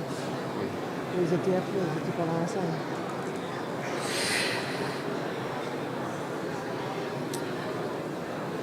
Once again, may I ask if all delegations have had the opportunity to cast their votes?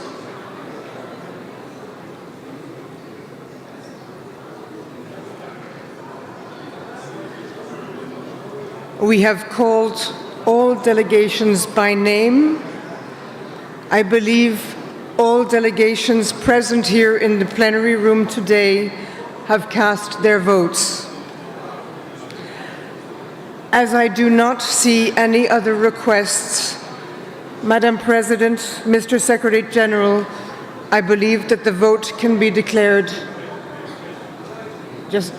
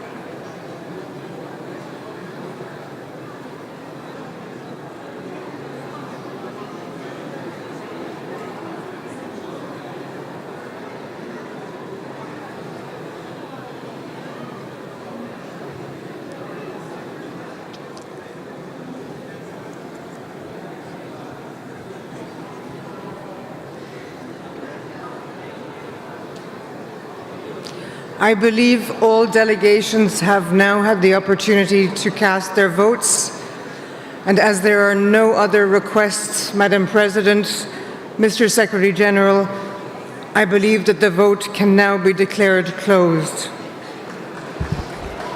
Thank you so much. Thank you so much, colleagues, for your cooperation. I declare the voting closed for the first round. I am now going to ask the tellers and the observers to join the IPU team of Mr. Edward Cooper and Michael Stolt to now proceed to the room for counting of the votes. And colleagues, they will be reporting back as soon as they have completed their work. And in the meantime, we can continue to address our agenda as we initially agreed. And now we will proceed to item 9 of the agenda, which is, okay, let's wait for them to get out of the room first. Do we have the 4 observers?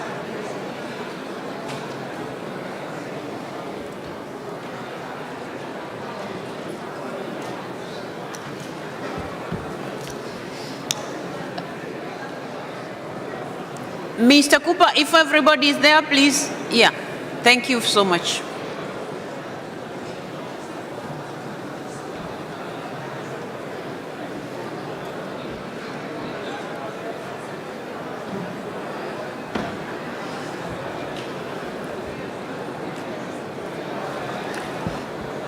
Okay, colleagues, we now go to the item which we had agreed, item 9.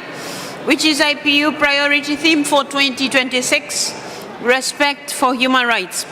Dear colleagues, during the 216th session of our Governing Council, we decided to dedicate 2026 to the priority theme of respect for human rights.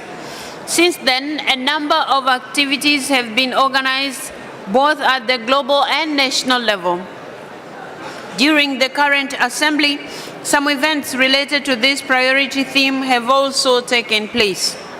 I will give the floor to the Secretary General to brief us on the ongoing initiatives related to this theme. Mr. Secretary General, you have the floor. Thank you very much, Madam President. Madam President, As you have just said, this year is human rights at the IPU. We are focusing more on human rights in the various work streams that we're engaged in.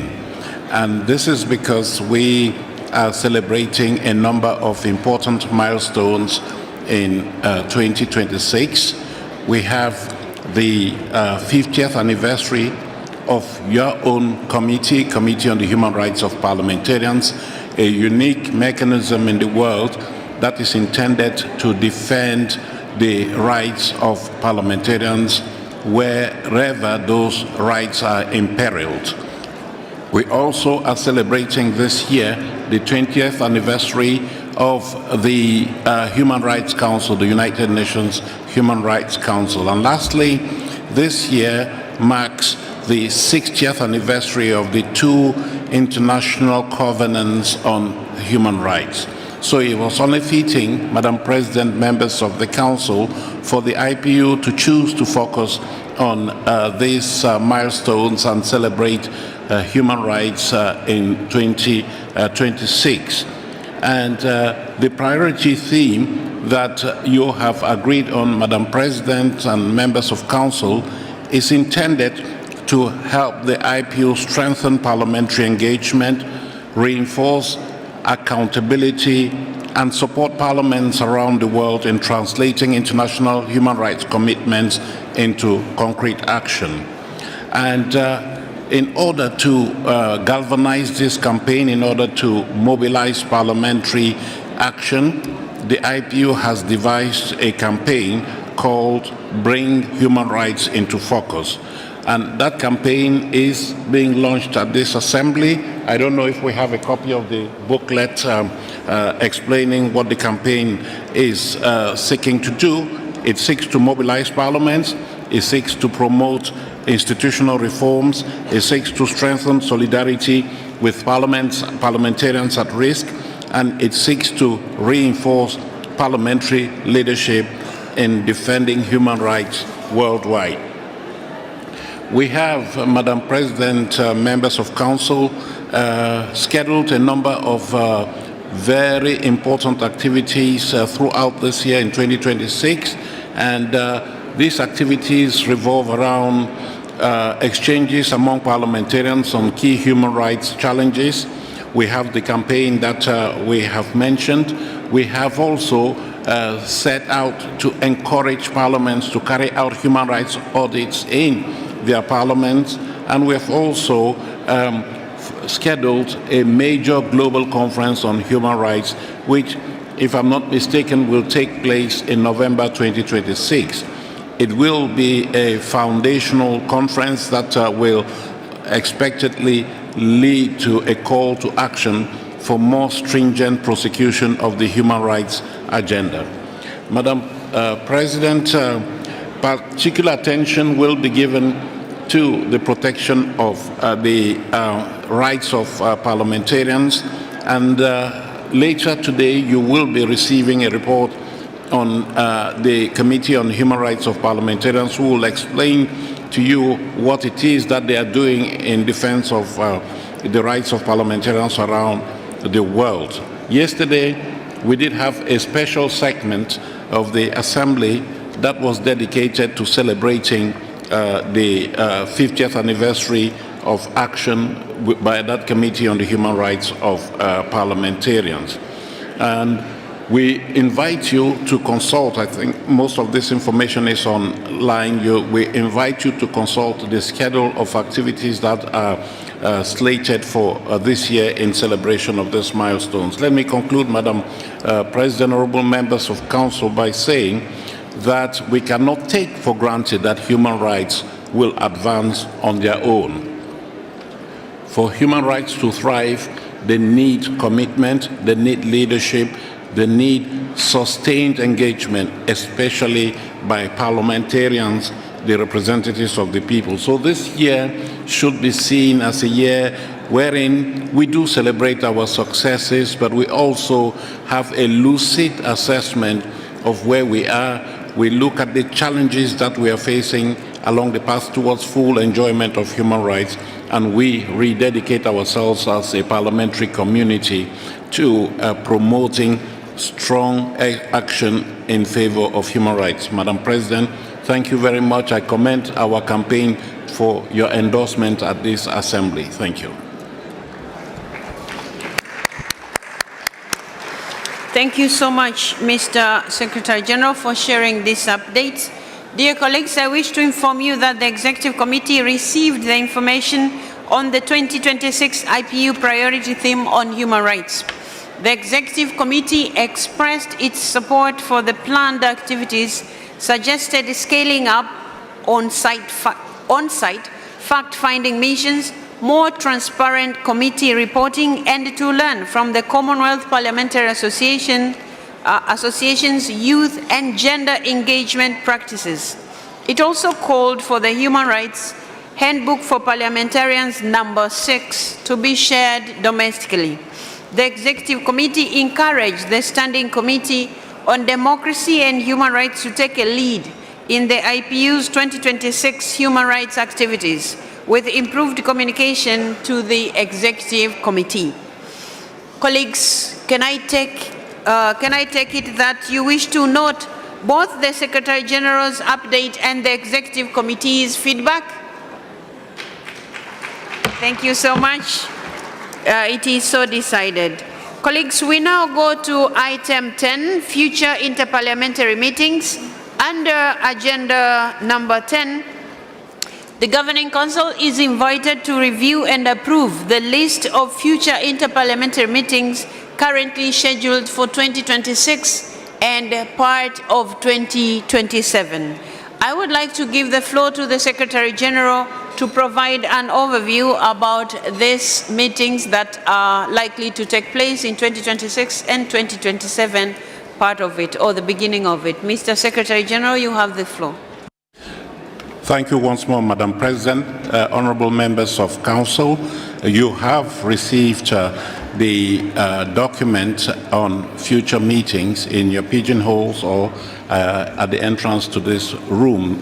That document is also available online. It is intended to give you some sense of predictability as to your engagement throughout the year 2026, but also 2027 when it comes to participating in activities of the IPU. You will see from this document that there is a rich schedule of events that are foreseen. I would like to say that for each of these events, we have endeavored to indicate how it is consistent with the strategic objectives of the IPU as articulated in the current strategy. So you'll see that all those activities there are not extraneous to the strategy. They're always within that framework which has governed us for the past 5 years. And so if you look at that document, you will see on page 1 that after this assembly, this 152nd Assembly that is winding down today, we are set to travel to Arusha, Tanzania in October 2026 for the 153rd Assembly of the Interparliamentary Union. Earlier this year, I was pleased to travel to Dar es Salaam to conclude the agreement for hosting this assembly with the relevant authorities of the United Republic of Tanzania. And so the dates that have been set aside for that assembly are the 5th to the 9th of October. During this assembly, I believe the Tanzanian delegation has been very active in promoting attendance at that very important assembly that will take place. Thereafter, in terms of statutory assemblies, we have scheduled the 154th Assembly of the IPU for Geneva in May, 17th to the 21st of May 2027. You will see that this assembly is scheduled to take place relatively late in the year. This is because of the fact that the usual venue where we hold our assemblies, the Geneva International Conference Center, is busy, and this is the only slot that we could find to accommodate us in 2027. However, Madam President, I think you and your colleagues are of the opinion that this particular assembly in Geneva is not set in concrete. If there are any offers for us to travel out of Geneva, the executive committee will be pleased to consider such offers and allow for other countries or other parliaments to be able to host the IPU in their country. So if that does not happen, if we do not have any offers and offers that are accepted, you are set to travel to Geneva once again. We don't mind as the headquarters of the organization to host you at the seat of the IPU. Thereafter, we have problems because we don't have any offers for 2028. We can definitely not meet in Geneva because at that in 2028, the Geneva International Conference Center will be under renovation and they will be closed for business. So we are looking to you, we are looking to any good Samaritans that are here to come up and offer to host the assemblies in 2028. Madam President, members of Council, that is what we have so far in terms of statutory assemblies. Maybe you can just give me 1 minute to speak to the specialized meetings there so I don't have to take the floor again. Just to point out that only meetings for which we have secured resources are included in this schedule. We are saying that everything being equal, all the activities that are here will be carried out because we do have the resources. And as I said earlier, they all are compliant with the strategic objectives of the IPU. Many of the meetings you will see have already been approved by the Governing Council. There are a few that need your approval, and those have been singled out very clearly, and we're hoping that you can give your endorsement to this schedule so that the Secretariat can continue to make preparations for the smooth organization of these events. Thank you, Madam President. Thank you so much, Mr. Secretary General. Colleagues, do we have any concerns or any questions about the list of meetings for 2026 and part of 2027? Madam President. Sorry, where is that coming from? Please mention your country. Bangladesh. I don't. It's on Bangladesh, not on these meetings. Which country is it? Bangladesh. Oh, it's not on these meetings, but in the previous item, you actually talked about human rights, and yesterday we discussed that Bangladesh would have an opportunity to put its observations forward with regard to the committee report. It's a Bangladesh. The clarification is that we were not talking about meetings. We were talking about committee reports. Right, that's correct. On the committee report on human rights. Excuse me. Right now we are talking about the future meetings of the IPU. Right, exactly. But the previous item was on the human rights, right? The previous item. The human rights the previous item, report? we are done with that already. I'm sorry. We can't go back to it. We are done already with that. No, but then we were supposed to give a time for providing our observations. Sorry, Bangladesh, there will be a report. Okay, so during that report, that's when you can be asked to give your interventions. But for this item that we are dealing with right now is item 10 of the agenda, which is talking about future interparliamentary meetings. So you can't address that issue under this item. Okay, so we will come back to this again. Sorry, later. please. That's the end of you speaking. Thank you very much. So, colleagues, I was asking if there's anybody who has any issue on the list that has just been shared with you. I don't see any hand, so I would like to inform you about the fact that the Executive Committee had the opportunity to also look at this list, and the Executive Committee had an update on the plans for the 153rd Assembly to take place in Arusha, Tanzania in October 2026.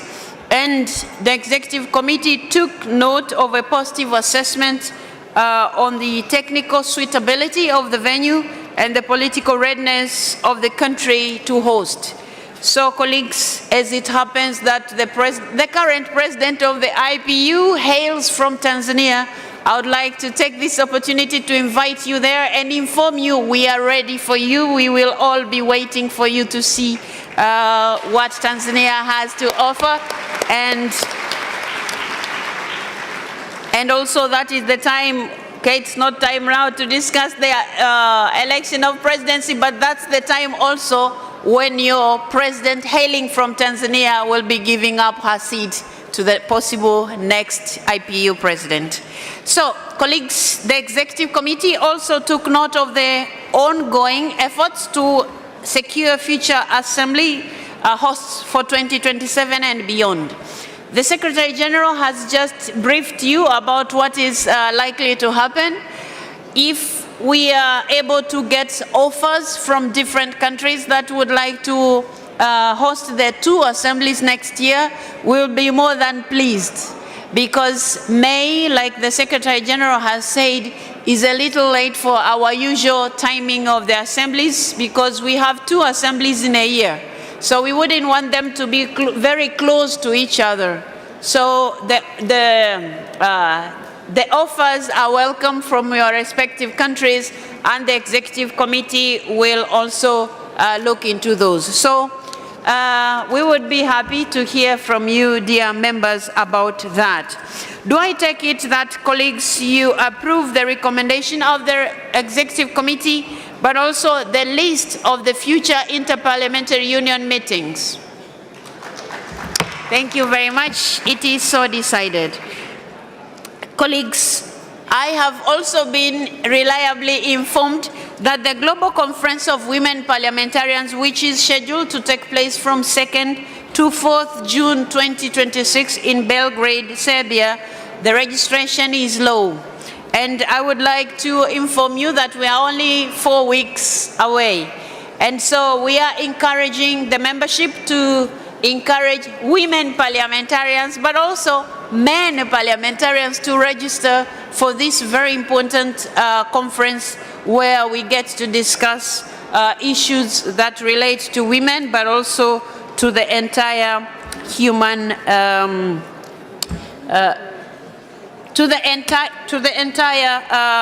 issues that concern all of us as human beings. In the light of this, and with the view of sensitizing delegates to attend, the Parliament of Serbia has prepared a video for us to see and then get excited about that meeting. So I'm going to ask the technical team to play the video for us, please.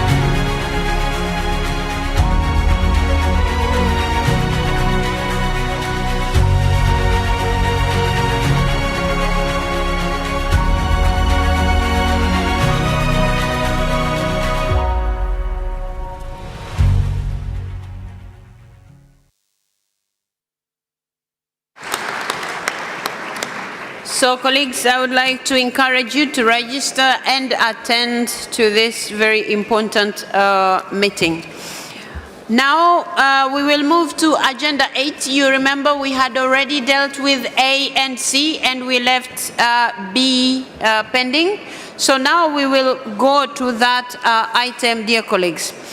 The Executive Committee examined the situation of certain parliaments and general political developments in some of those countries. It made a number of recommendations on these cases for consideration by the Governing Council. I wish to invite the Secretary General to take us through, and we will be making decision on the basis of each case that is going to be presented. Mr. Secretary General, you have the floor. Thank you very much, Madam President. Thank you once again, honorable members of the Council. We are always very pleased at this stage to report to you on certain developments around the world as part of the accountability that this institution owes to its member parliaments, as part of the work that the mandate that you have given to the Secretariat to keep monitoring political developments in the world and identify challenges that parliaments are facing across the world in terms of their functioning and other impediments. So today I propose, as usual, to take you through a number of cases which I hasten to say are exceptional cases, because we are talking of parliaments that do not exist, parliaments that are functioning under very dire conditions. And while we do this, we look at political developments, but you will see from the report that we have submitted to you, which is an extensive report, that we also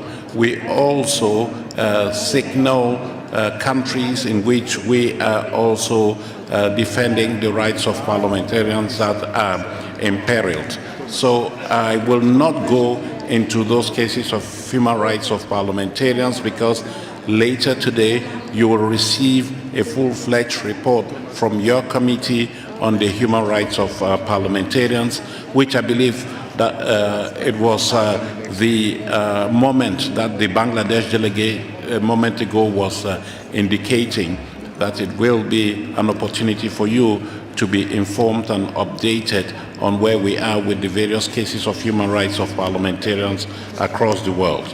So, having prefaced my presentation, I would like for you to look at that first slide that we have on the screen. There, I hope you can see that we are dealing with a number of categories of parliaments around the world, parliaments that are not functioning, transitional parliaments, there are many of them, parliaments functioning in a political situation that may impact upon their functioning. And of course, we also have indicated on that map the parliament, or where the status hasn't changed. That map at a glance gives you an idea of where parliaments in difficult situations are found across the world, and you will see that no particular region is left out, unfortunately. Then when you look, I show you this graph that gives you also a clear idea of the evolution of the situation of non-functioning parliaments, parliaments that are in transition. The gray ones, I think the gray bars, are those that are transitional parliaments. In recent years, the number has remained more or less stable. From last year, we have had a slight decrease in the number of transitional parliaments, and this is because a number of parliaments have graduated from the category of transitional parliaments, like Gabon, like Chad, and so they no longer figure in this list. Lastly, you have those two pie charts there that give you an indication of the distribution of non-functioning parliaments and transitional parliaments around the world. And you will see from that list that, those two pie charts, that the Middle East and North Africa have the lion's share of non-functioning parliaments, whereas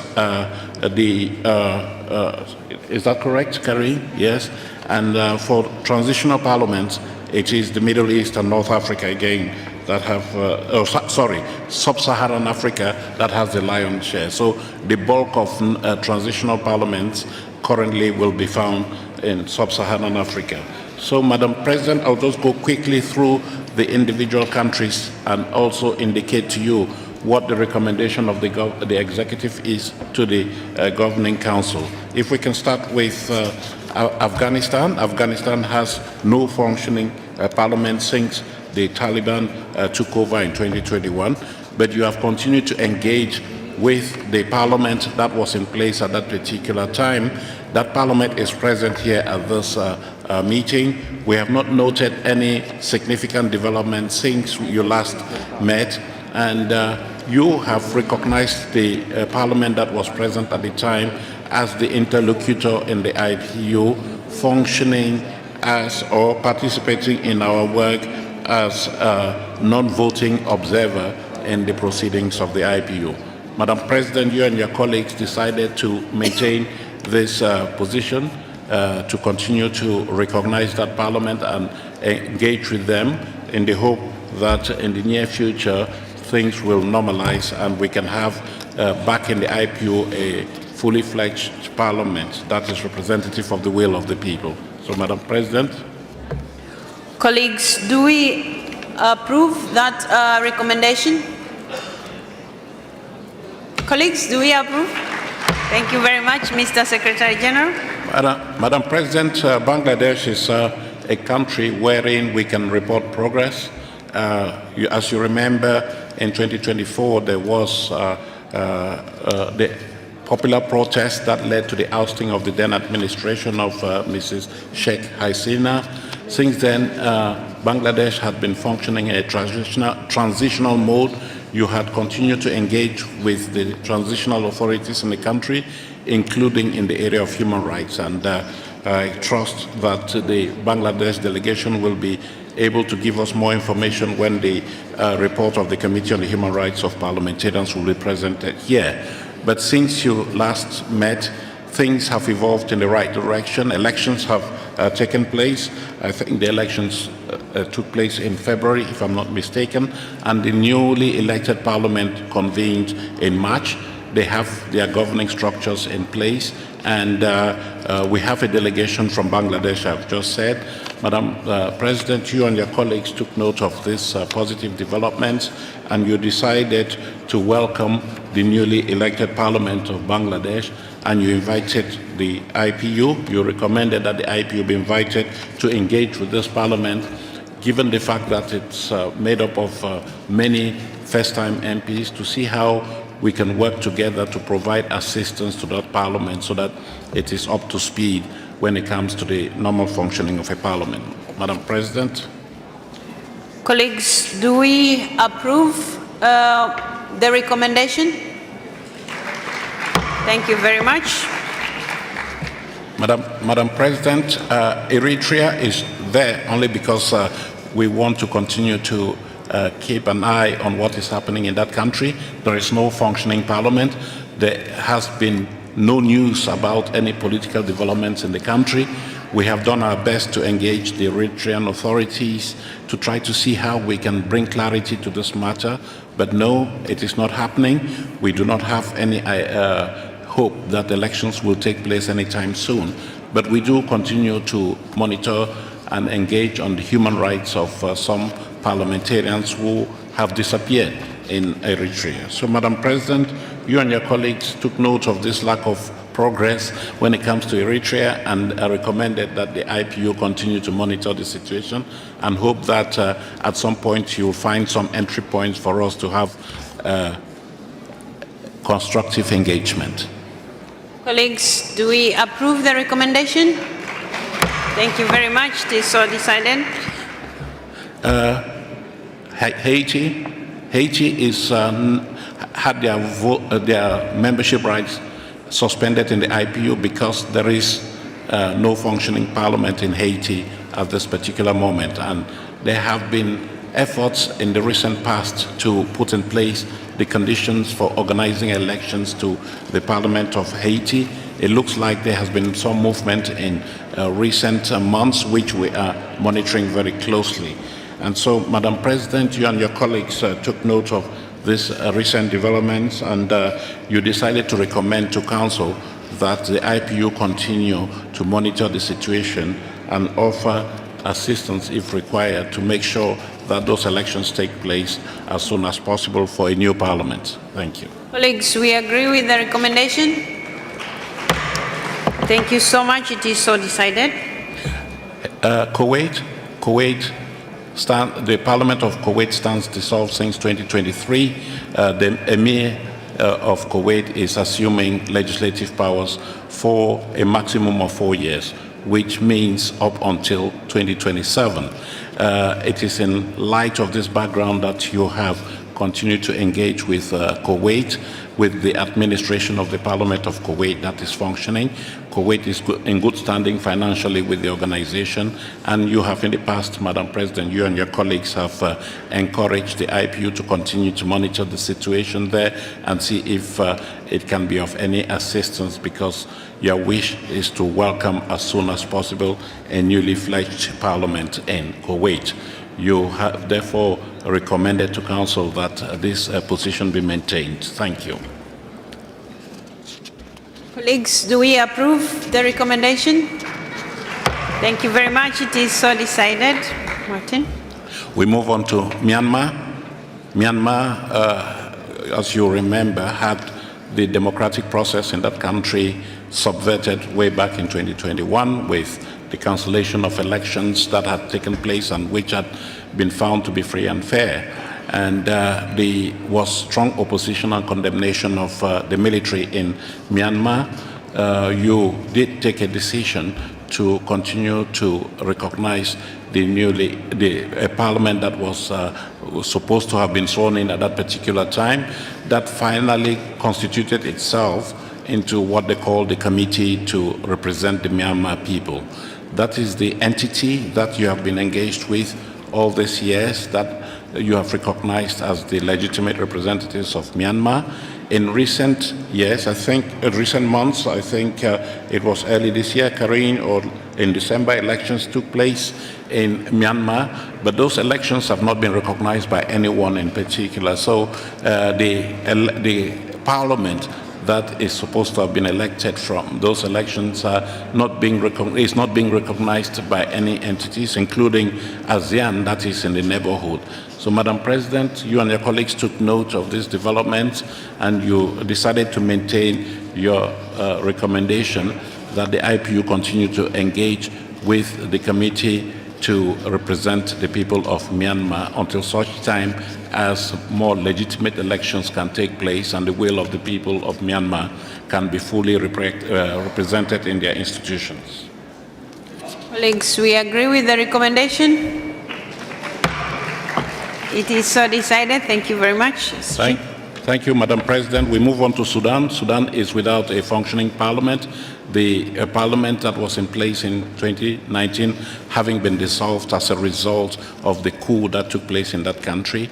There have been attempts in recent years to organize elections for a new parliament, but the has been complicated by the fact that I think it was in 2022 or 23, civil war actually erupted in the country, making it very difficult or even impossible to hold elections that would reflect the will of the people. You have been monitoring Sudan, and I remember that in the past you have asked that the IPU look into how they can help the authorities in Sudan to move on to the path of normalization and bringing about constitutional rule in Sudan. This has not happened because of the civil war. But Madam President, I just want to point out to you that recently I was introduced to 2 Sudanese ministers and we did invite them to come to this assembly. I don't think they were able to come, but we have those leads that we're going to be following to see how we can more usefully and proactively engage with the Sudanese authorities with a view to restoration of constitutional order. So, Madam President, you and your colleagues decided to recommend to Council that we continue to monitor the situation in Sudan. Colleagues, we agree with the recommendation. It is so decided. Thank you very much, SG.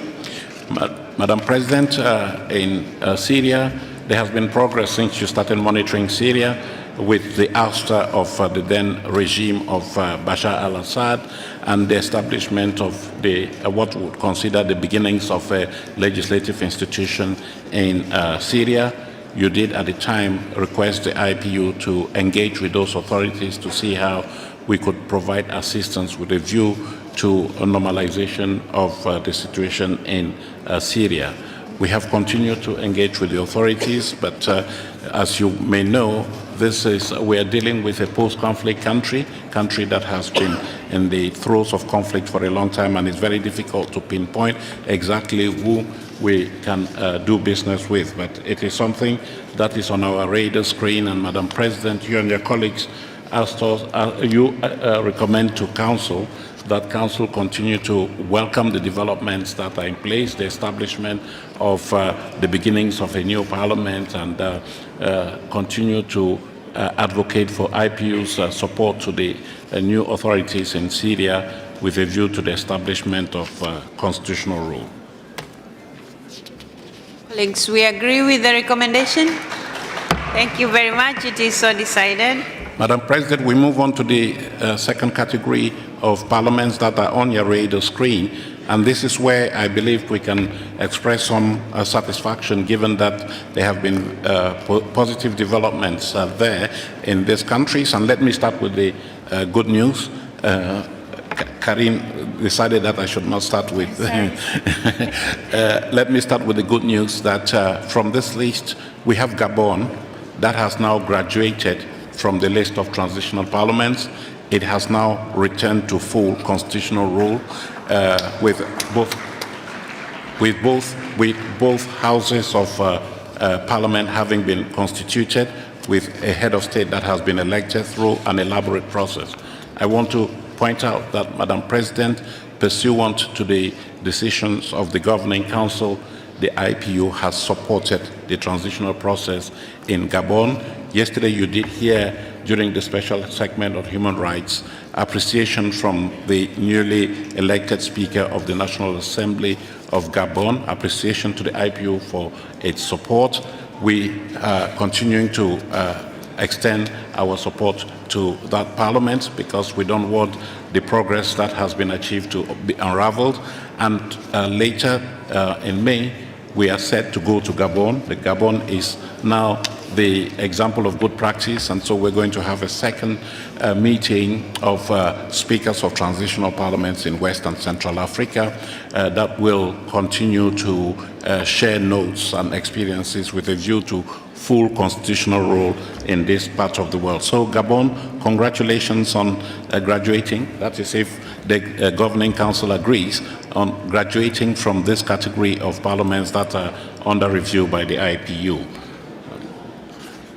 Colleagues, I think this is one of the good reports we have had, so I don't think we need to take any decision. We just congratulate them for graduating, right? I think we do. Thank you very much. So congratulations, Gabon, and we wish you all the best, and we hope to keep seeing you in our assemblies the same way you have done now. Mr. Secretary General. Thank you, Madam President. Before we came here, we had already welcomed the fully fledged Parliament of Chad that had also graduated in the course of 2025. So we may want to congratulate them again on their success and encourage the IPU to continue to support that newly fledged Parliament. So, colleagues, we take note also of the progress made in Chad, and we wish them all the best. And we will keep not monitoring anymore, but we will keep supporting them as IPU so that they don't regress, but they keep progressing. Thank you very much, Mr. Secretary General. All the best to Chad. Madam President, we go to Burkina Faso. Burkina Faso is a transitional parliament, but I can certify that that parliament, in addition to just being a transitional authority to look at how the return to constitutional rule can be hastened, has also been functioning as a fully fledged parliament. Yeah. Thank you. Madam President, you and your colleagues took note of developments in Burkina Faso, and you decided to recommend to Council to continue to engage with the authorities of that country while expressing the hope that the transitional process can be hastened so that we come to a successful conclusion like we are celebrating today for Gabon. Colleagues, we agree with the recommendation. Thank you very much. It is so decided. Secretary General. Madam President, Guinea is a country where we can report progress because a lot of things have happened, largely thanks to the IPU, we must say. There have been elections for the presidency of the country. There is a new constitution for the country, and the IPU was very active in providing technical assistance for the design of organic laws that will govern a new Guinea. As we speak, I think we have technical experts on the ground, if I'm not mistaken, working with the transitional parliament in Guinea to provide assistance, technical assistance with a view to refining those laws. Madam President, elections are due to take place in May this year for the National Assembly, and later there will be elections for the upper house of parliament, the Senate. And so hopefully the process will come to a conclusion in the course of this year, and you may want to recommend to Council, Madam President, as you discussed in the Executive Committee, that we acknowledge these positive developments and continue to engage with the Guinean authorities with a view to the restoration of full democracy and constitutional rule. Colleagues, we agree with the recommendation. Thank you so much. It is so decided. Guinea-Bissau, Madam President, is very complex. You have continued to recognize the parliament that was in place some years ago before the president took upon himself, the then president took upon himself to wrest legislative power from the parliament in place at the time. You did, in fact, continue to recognize the Speaker of the Parliament at the time as the IPU's interlocutor.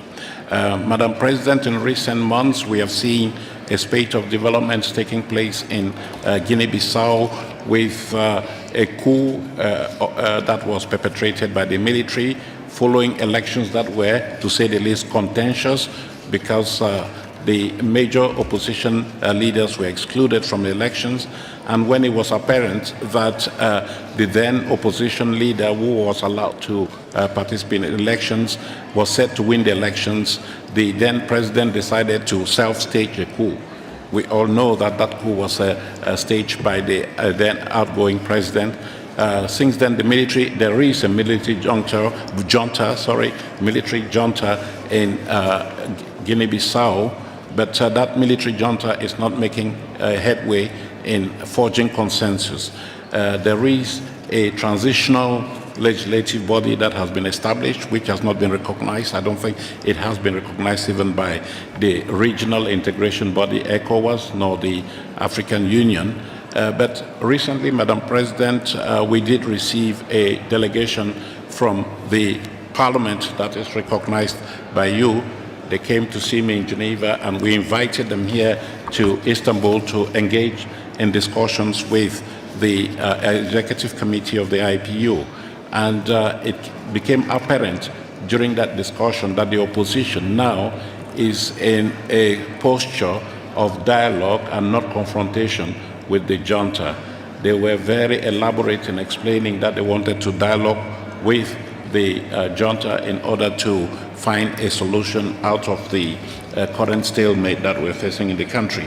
And so, Madam President, in view of these discussions, you and your colleagues decided to recommend to Council that we continue to engage with the authorities of Guinea-Bissau, but we also look at how we can join hands with other stakeholders such as the regional integration body, ECOWAS, and the African Union in order to promote the dialogue that is very important for the restoration of normalcy in Guinea-Bissau. Colleagues, we agree with the recommendation. It is decided. Thank you very much. Madam President, This is from Iran. May I say something and ask a question? Well, This is Iran. is it in respect of the Guinea-Bissau? This is in respect of the general report of our distinguished Secretary of General of our IPU. Okay. Oh, it's generally about the situation of certain parliaments, right? Yes, exactly. Okay. Then they can Okay. do that after. Thank you, Madam President. Hold on. I think because it's not specific to the country and because we keep approving every country, I'll give you a chance, Iran, after we have finished the countries, okay? I'll give you a chance to address us. All right, thank you. Okay, go ahead, Secretary General. Mali, Madam President, I think you can treat Mali just as you have dealt with Burkina Faso. They are in similar circumstances, and you did discuss and take note of the developments in that country. And your recommendation is that the IPU continue to monitor the situation and engage with the authorities with a view to speedy return to constitutional rule. Colleagues, we approve the recommendation. Thank you very much. It is so decided. Thank you, Madam President. Niger last year, they were suspended from the IPU because they did not have, at the time, a functioning parliament. But then they subsequently established a transitional parliament, the Council for the Consultative Council for a Foundation, which promptly applied for readmission. You did readmit Niger last year, and they are sitting now as full-fledged members of the IPU. But you also recommended that the IPU continue to support that transitional parliament in its efforts to, as they say, refound the system in Niger and bring about constitutional rule as soon as possible. So, Madam President, we have been working with that transitional parliament. We have organized a number of training activities, and I believe that we are in the process of establishing a roadmap for continued support to the parliament, the transitional parliament of Niger. We hope that in the near future we'll be able to welcome a fully fledged parliament in Niger. So, Madam President, you and your colleagues took note of these developments and recommended to Council that we continue to monitor the situation and provide assistance to that transitional parliament. Thank you. Colleagues, we agree with the recommendation. Thank you so much. It is so decided. South Sudan is a country, a parliament that has been in transition since 2016. There is a parliament in South Sudan that is functioning, albeit with difficulties, but you have been monitoring the situation, and there have been plans for elections to take place, and those elections have been rescheduled a number of times, and this matter has therefore been brought to your attention. You have expressed the wish that you would like to see the elections take place as soon as possible so that we have the pleasure of welcoming a fully fledged parliament in the near future. So the recommendation is for us to continue to monitor the situation. We do know that we have been providing some form of technical assistance to that transitional parliament, and you did say, Madam President, that you and your colleagues would recommend to Council to not only monitor the situation, but also express the strong wish that elections take place as soon as possible for a new parliament. Colleagues, we approve the recommendation. Thank you very much. It is so decided. Madam President, we move on to the third category, where the political situation impacts Parliament's capacity to function. These countries that are on this list are all in place and they are functioning with some degree of difficulty. Madagascar, we don't need to come back to the political upheavals that have taken place in recent years regarding Madagascar, but we do know that there's a rump of a parliament there. The National Assembly has not been dissolved. It is functioning, and the Speaker of the Parliament of that National Assembly had been set to attend this assembly. I don't know what happened. They're not here. But it's a country that you need to continue to monitor, Madam President, and if there is any escalation of the tension in that country, then you should be able to step in as a global parliamentary organization. Colleagues, we agree with the recommendation. Thank you very much. It is so decided. Nepal also experienced upheavals last year. When you did meet in Geneva in October, you took note of the tension that was in the country, and you did express the wish that elections that had been foreseen in that country take place as soon as possible. And today we're able to report that the elections have taken place and the parliament is now functional in Nepal. But we know that they are functioning under very fragile conditions, and so you did recommend that we take note of the developments, and we do encourage the IPU to engage with the new authorities with a view to supporting the capacity of the parliament that has now been in place. Colleagues, we take note and we also approve the recommendation. Thank you so much.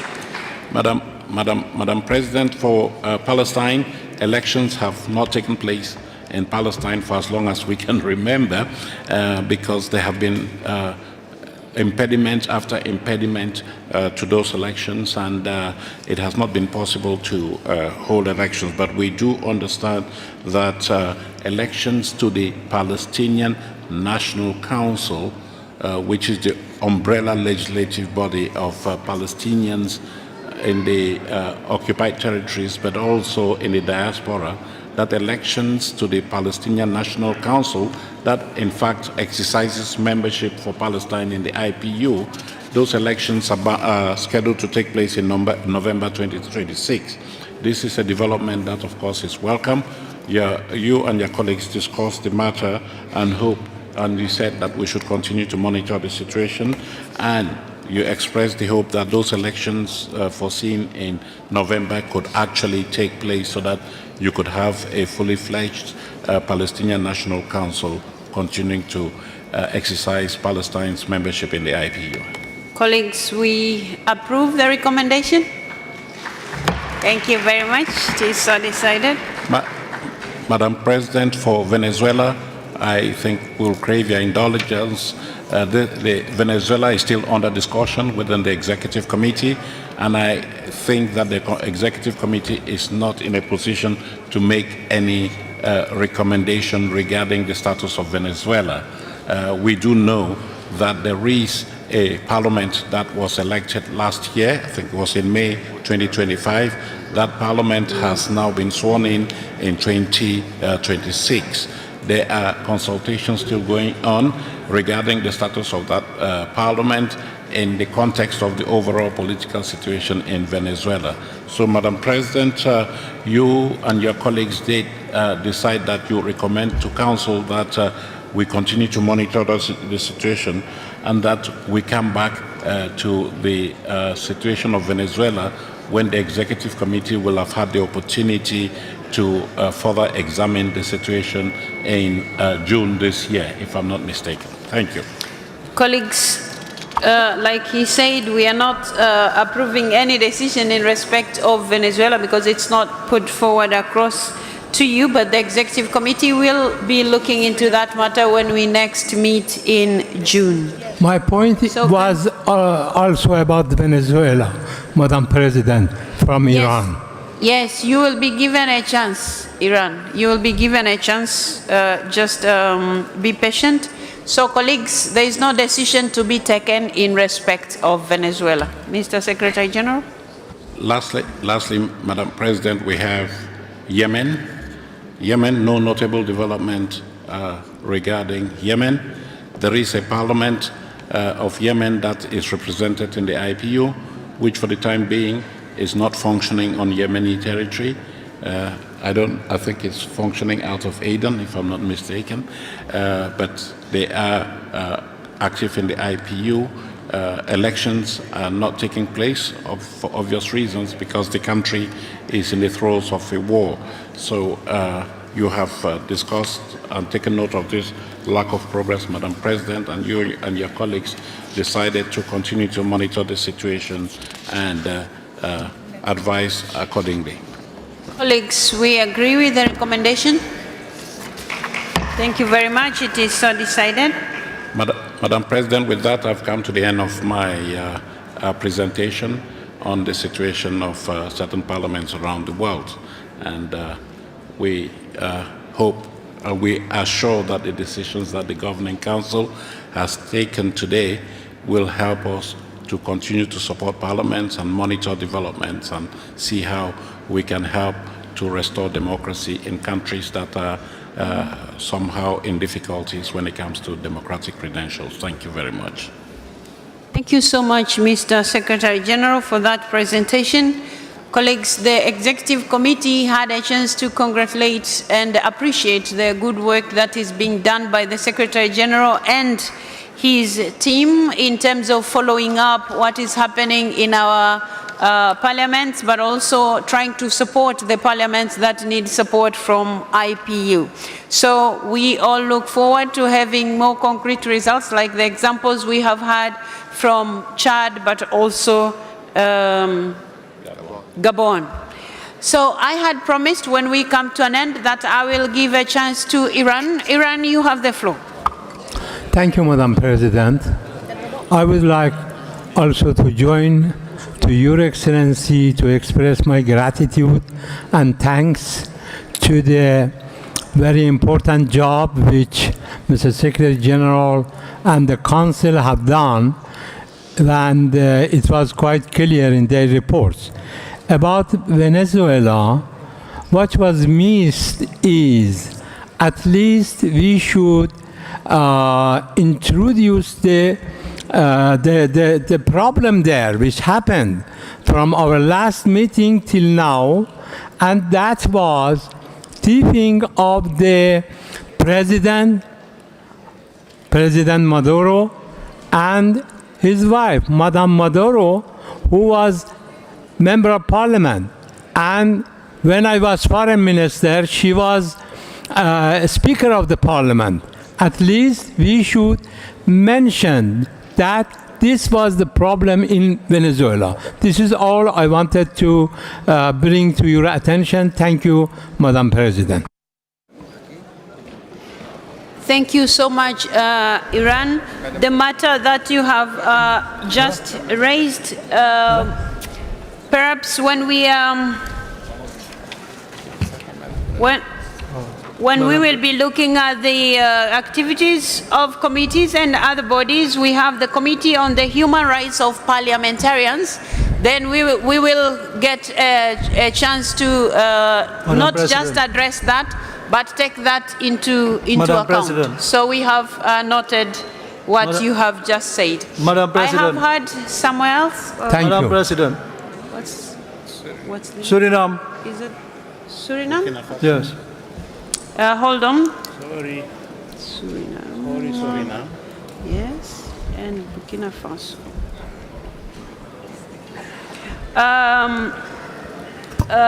Suriname, please, you have the floor.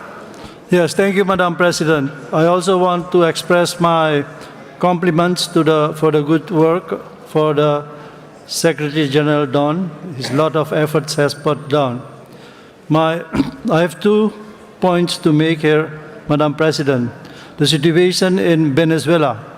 With the new parliament, there is an election have taken place. The new parliamentarians are not sworn in, but Venezuela must be represented as it was before. Like, and even we take the old parliament, the old representative of Venezuela. We have to be inclusive. We need someone of Venezuela. Maybe the Secretary General and all our bodies can take that into account. Secondly, the situation in Haiti. It is for us in the Caribbean, we are not happy. The people in Haiti itself, we are not happy with the situation. With the experience of Mr.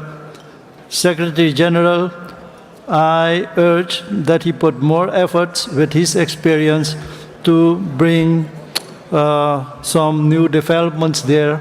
because it's a pity that we don't have a parliament working there. Thank you, Madam President. Thank you so much, Suriname. Now we will listen to Burkina Faso. Merci, Madame la Présidente. J'intervenais en ma qualité de chef de Burkina Faso sur le. Thank you, Madam President, and I'd like to take the floor on behalf of Burkina Faso, responding to the report. What we read in the report is that the National Electoral Commission had been dissolved. But in fact, the National Electoral Commission will have its task replaced by the Ministry for the Territory. So that doesn't mean that the functions have been removed. They've simply been transferred to another structure. And with regard to the other point of the humanitarian question and the security levels, which reported as being declining in the report. Actually, the number of internally displaced has gone under 2 million from a previously higher number. A lot of families have managed to return to those areas liberated by our security forces, previously areas occupied by terrorists. And then from the humanitarian perspective, there have been problems with a certain number of NGOs leaving. However, it is the state that has taken over that area of work. So there's reports of deterioration in the situation, but I think you have to put things in perspective, because particularly with regard to security levels and the situation of civilians, the situation has seen improvements. Also, there are legal cases underway. The civic processes are now being treated within the appropriate jurisdiction in the conventional Republican approach. So I do think we need to put things into perspective vis-à-vis the report and the statement that things are continuing to deteriorate. Thank you. Thank you so much, dear.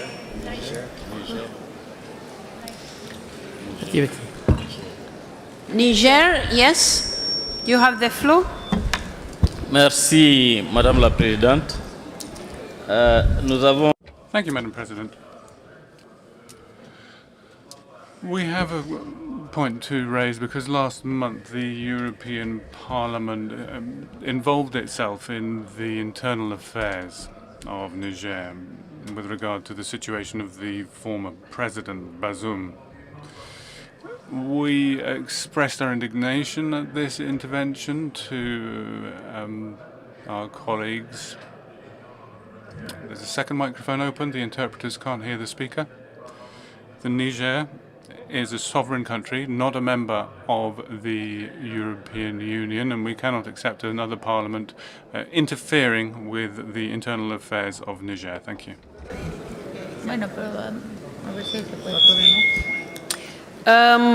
Thank you so much, colleagues. The two issues that were raised by Suriname, I think I had already addressed what Iran has mentioned. So the two issues raised by Suriname was in respect of Venezuela and Haiti. In the case of Venezuela, the executive committee will have a chance to look at it when we meet in June. And I believe the Governing Council will have now a chance to decide about that when we meet in Arusha in October. In respect of Haiti, like the recommendation read here, we will continue monitoring, and definitely the recommendations or the views that you have expressed, we shall be looking into them and see how best we can actually assist in by using our own parliamentary diplomacy and dialogue as we usually do. In respect of what has been raised by Burkina Faso, we take note of your words, and because we are still monitoring the situation, we take note, but also appreciate the new developments that you have shared with us. And because we are still monitoring, so I am sure in the course of the next few months, we will have more information from yourself, and we will be able to update our report. And in respect of what has been what has brought to our attention by Niger, well, because we are not privy to the discussion that happened there, and we are not sure whether they spoke against the parliament in Niger or the government, we wouldn't want to get into the details while we are not really appraised on what actually happened. But of course, we take note of what you have just raised.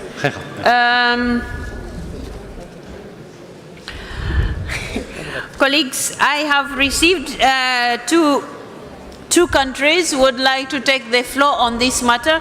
If you would agree with me, these will be the last two countries, because this is our last day and our time is really pressed. So these two countries will be the last to address us on this matter, then we get moving.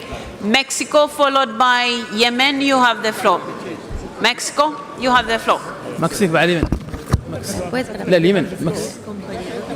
Thank you so much, President.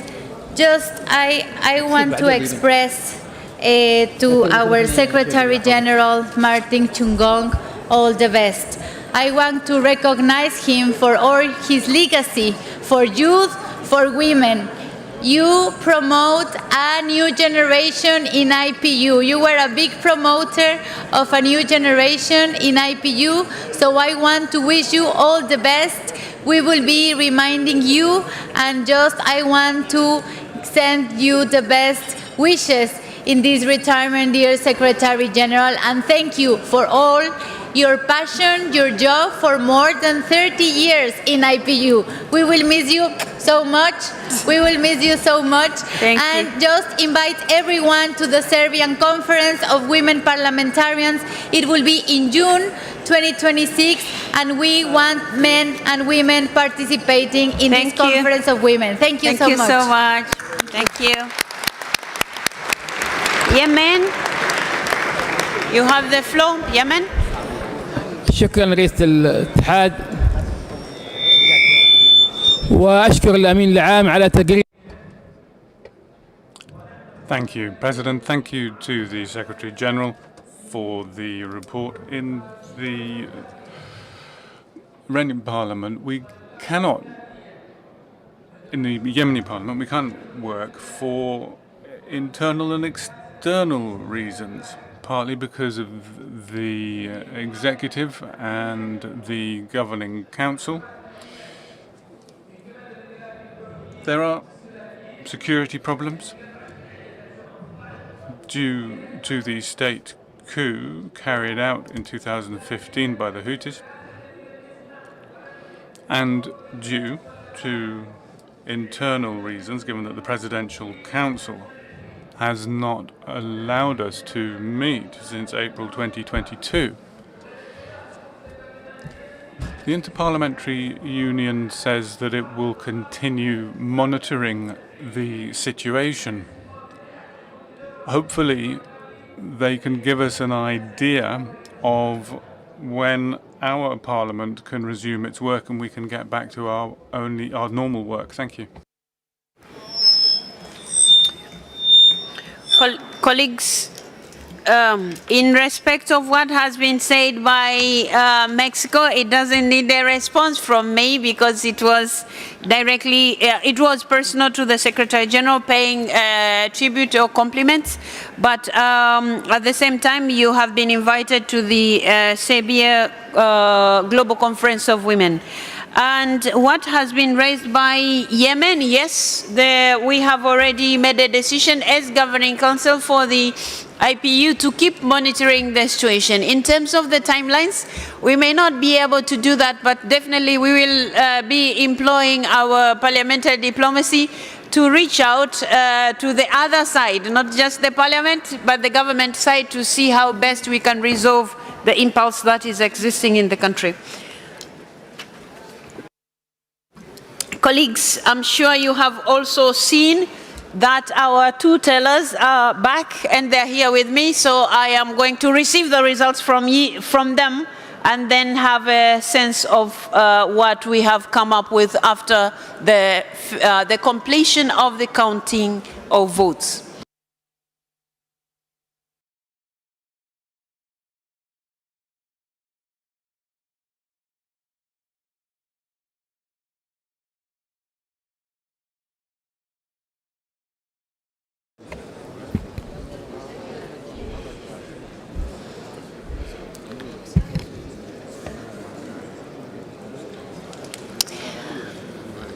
Dear colleagues, work has been done by the two tellers, but also the members of that team from the Secretariat. They have already done a good job, and so I have the results, of which I'm going to read to you right now.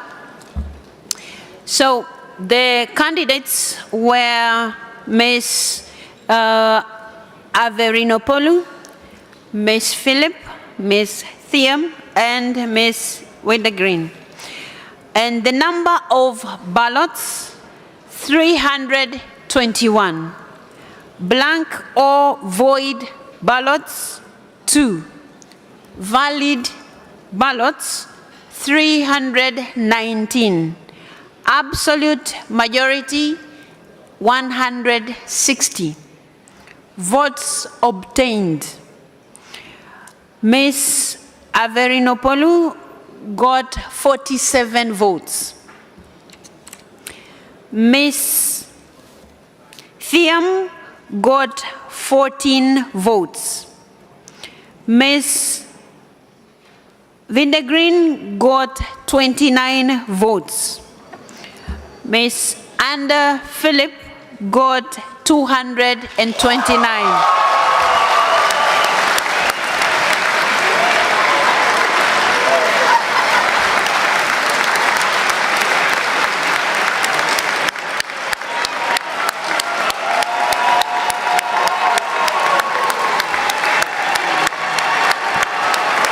Thank you so much.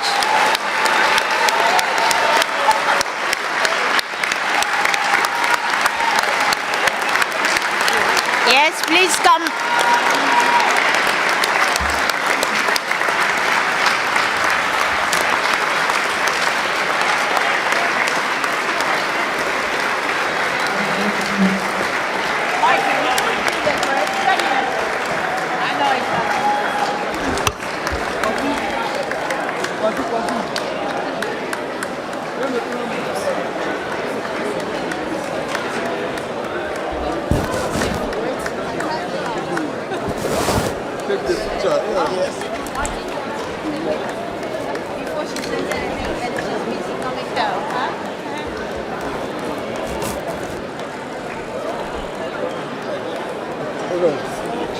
Thank you very much.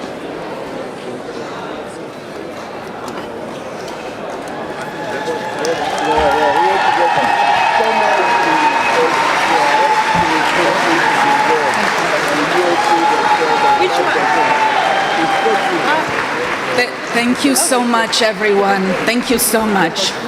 You will excuse me, I'm going to try to keep a steady voice right now, but you will understand that I feel very great emotion, and words cannot even begin to express how I feel right now. I am deeply humbled and tremendously grateful for your confidence and your support. And I do pledge that I will spare no effort to make you proud.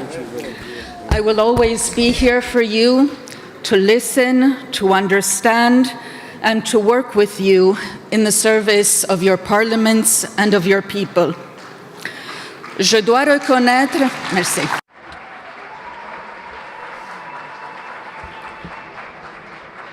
I have to recognize that I have never waged a campaign before, and over these last few months I've had the great fortune to be able to speak to you on the phone, WhatsApp, Zoom, and of course personally here at the Assembly. I have to tell you how much I've appreciated your comments, ideas, suggestions, and your constructive criticism. I firmly believe that together we will succeed to further develop our organization, making it even more relevant than ever. Acknowledge and pay my respect to the other wonderful candidates, Ms. Fatou Thiam, Ms. Cecilia Videgren, and my good friend Dionysia Avgerinopoulou. I really am convinced that any one of them would have made an excellent Secretary General, and it has been a great pride for me to be in such good company. I wish you all the very best. I would also like to take the opportunity to thank all of the people here in this hall and outside of the hall, the ones who believed in me, Speakers of Parliament, individual MPs, Secretaries General of Parliaments, staff members. I won't give names, but you do know who you are. I would like to thank the authorities of my home country of Romania, the leadership of the Romanian Parliament, Senator Ioan Stan, and all the members of the Romanian IPU group, Foreign Minister Oana Tsoiu, and all of my former colleagues from the Romanian Foreign Service that have supported me during this campaign. I am not only just the first woman Secretary General of the IPU,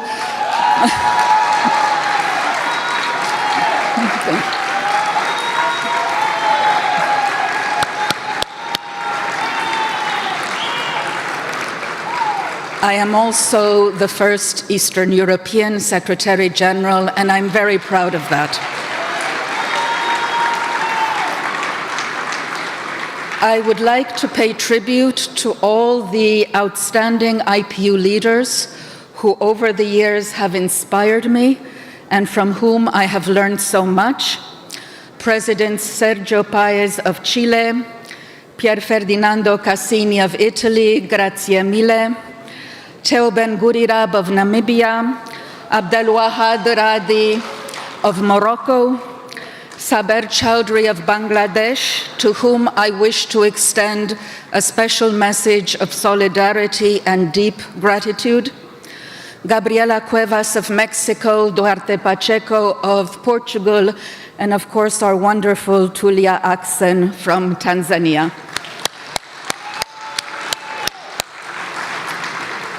I also wish to extend my heartfelt thanks to the three Secretaries General that I have had the privilege to know and to work with. Pierre Cornillon of France, who believed in my country very soon after the revolution of 1989, and who brought an IPU Assembly to Bucharest when we needed it very much. Anders Johnson of Sweden, who hired me, who placed great trust in me, and from whom I have inherited a great love for this organization. And of course, Martin Chungong, who for many years has generously shared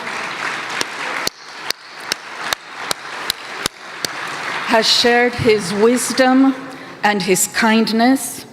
He will leave very large shoes to fill, but I do hope that we, IPU, our parliaments, will be able to benefit from your huge reservoir of wisdom and experience.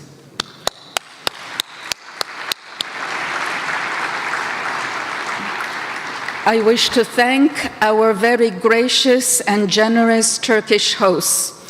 I was expecting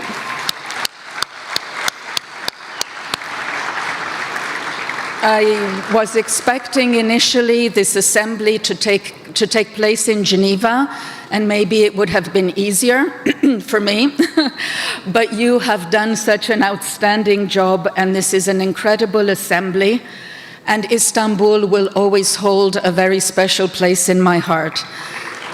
And So I wish to thank a big word of thanks to Speaker Kurtulmuş, Ms. Asuman Erdogan, and the wonderful Turkish IPU group, as well as Ambassador Doğan and his fantastic team. I also, if I may, wish to thank my colleagues in the IPU Secretariat. As a candidate, I had to step back from my usual role as Secretary of the Assembly to concentrate on the campaign. They were ready and willing to mobilize and to step in, and they've done a fantastic job. And I have to say that I'm very proud of them all, because I think I mentioned this in several of the discussions that we've had this week, and I hope I don't sound biased here. But if you look at what a small team of people do in terms of research, reports, publications, programs, activities, events, it is really quite extraordinary. And I know he is watching. I would also like to express my deep appreciation to Sergei Chelnokov, who for the past 10 years has been working pro bono since his retirement, organizing the IPU historical archives so that today they may be digitized and made available to you, your parliaments, and the public at large. Thank you, Sergei. Last but not least, I would like to thank my family, my husband Trajan, who has also always supported me,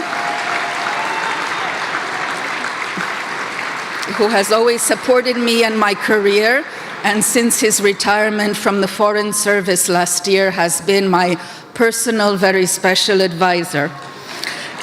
I would like to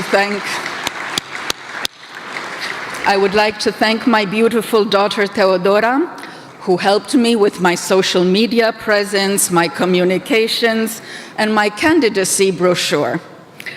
My wonderful son Michna, who has challenged my ideas and has given me some sound advice on messaging and presentations, and their love has given me the strength to go forward with this adventure. And as a last point, I feel that I want to say that I'm also thinking of my parents, Nicolae and Georgeta, who left this world many, many years ago, but they are the ones who instilled in me the values of hard work, of service and integrity, and I know that they would have been very proud today.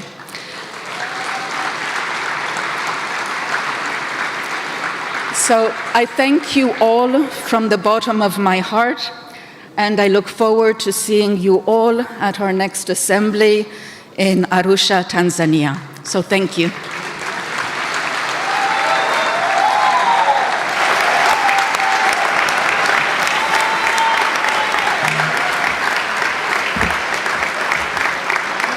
Colleagues, I don't know.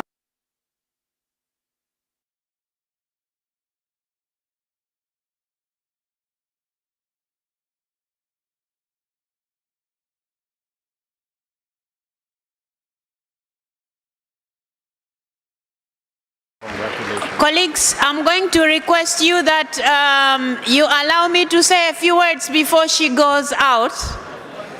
Yes, please allow me to say a few words before she goes out. Anda Philip, please, can you come back? I want to say a few words before she goes out. Yeah? Thank you.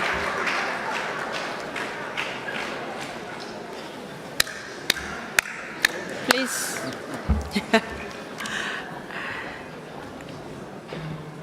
I can see the members of the Governing Council want to snatch you from me right now, but let me say a few words before you go out and people have a chance probably to hug and congratulate you.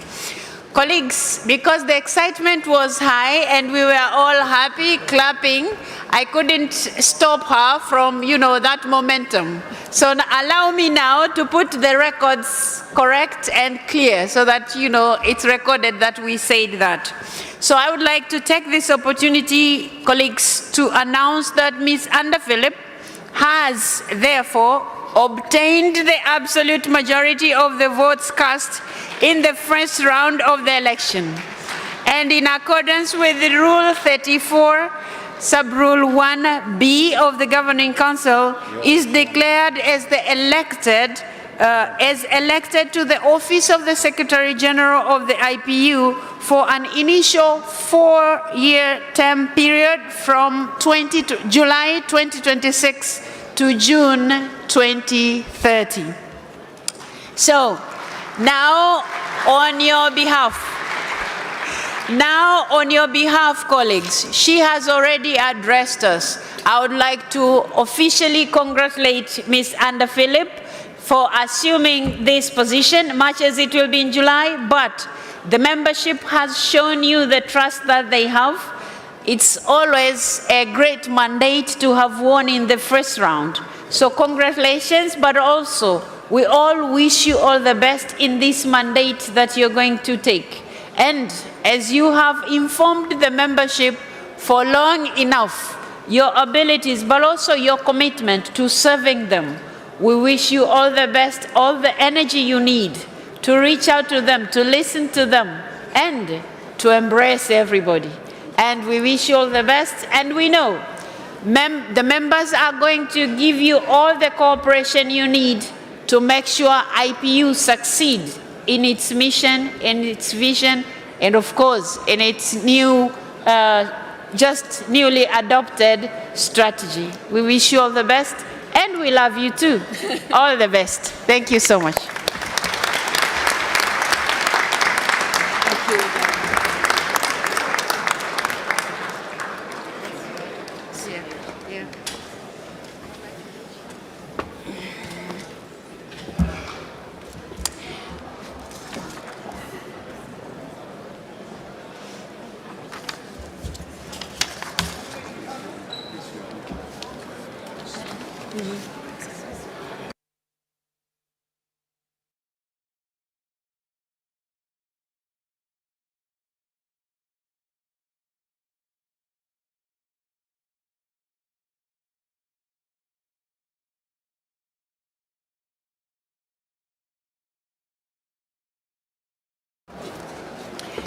So, colleagues, we will now proceed with the agenda. So we will now move to item 11, which is activities of the committees and other bodies.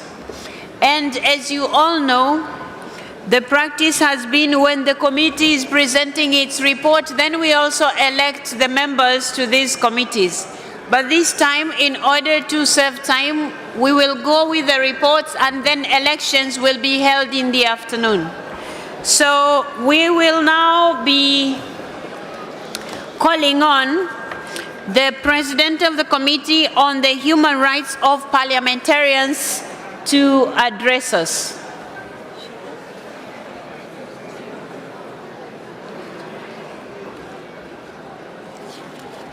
Do we have our President in the room?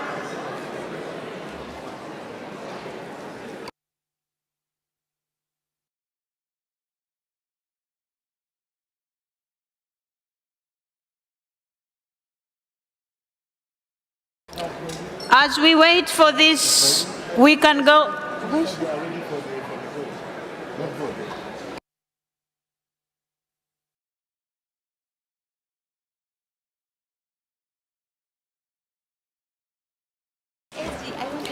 Okay, so we will hear from the President of the Committee on the Human Rights of Parliamentarians. Please, you have the floor.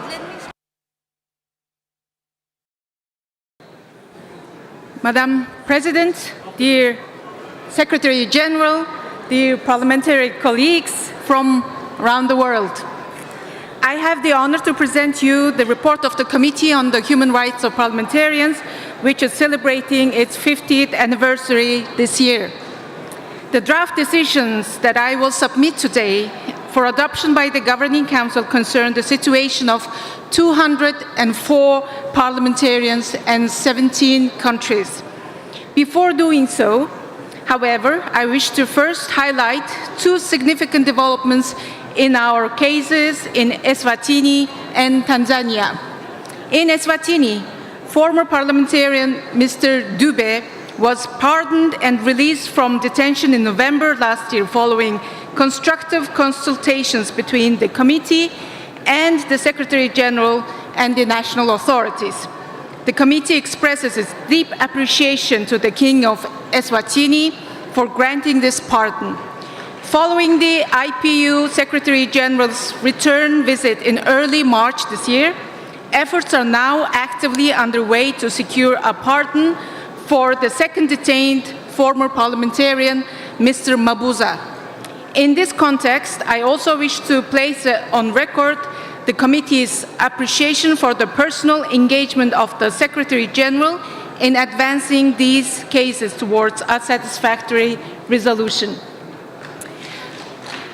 Turning to Tanzania, I wish to thank the Tanzanian authorities for receiving a committee delegation last month.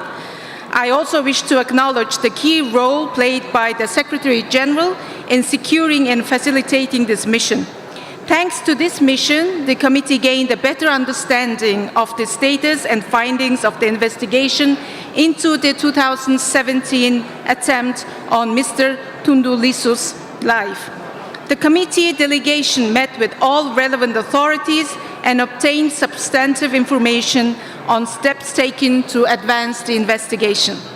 This information underscores the importance of hearing directly from Mr. Lissu. The Secretary General is currently consulting with the Tanzanian authorities to secure access to him in detention, and the committee encourages the continuation of these efforts in expectation that they will be successful. We will now turn to the presentation of the draft decisions. Given that the first decision concerns my own country, Mongolia, I will kindly ask you to allow the Vice President of the committee, Mr. Harry Kamboni, to present it. Please, Harry.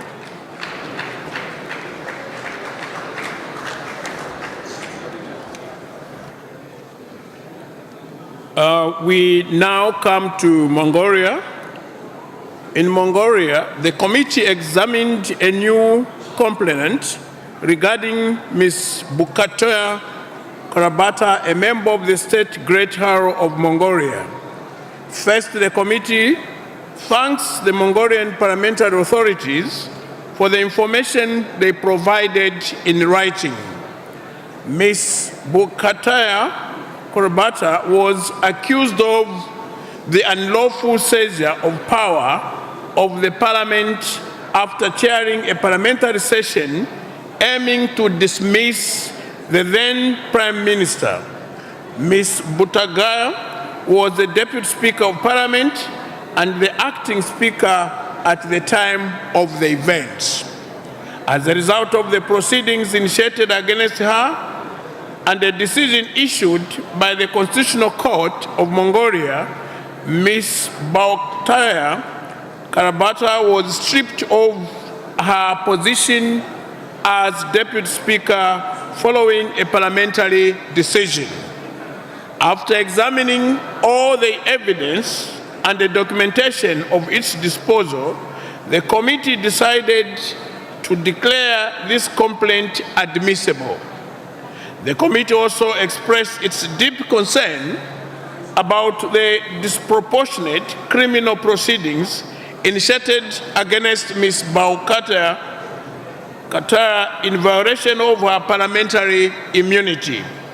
Finally, the committee also took note of the right to recall draft bill currently under review by the Parliament and called on the parliamentary authorities to ensure that the draft bill is in line with the Mongolian Constitution and established international human rights standards.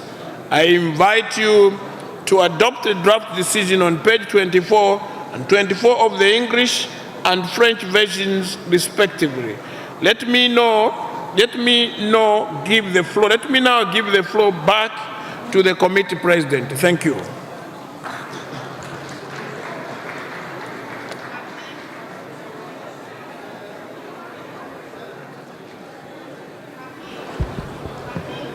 So, Madam President will continue to go and...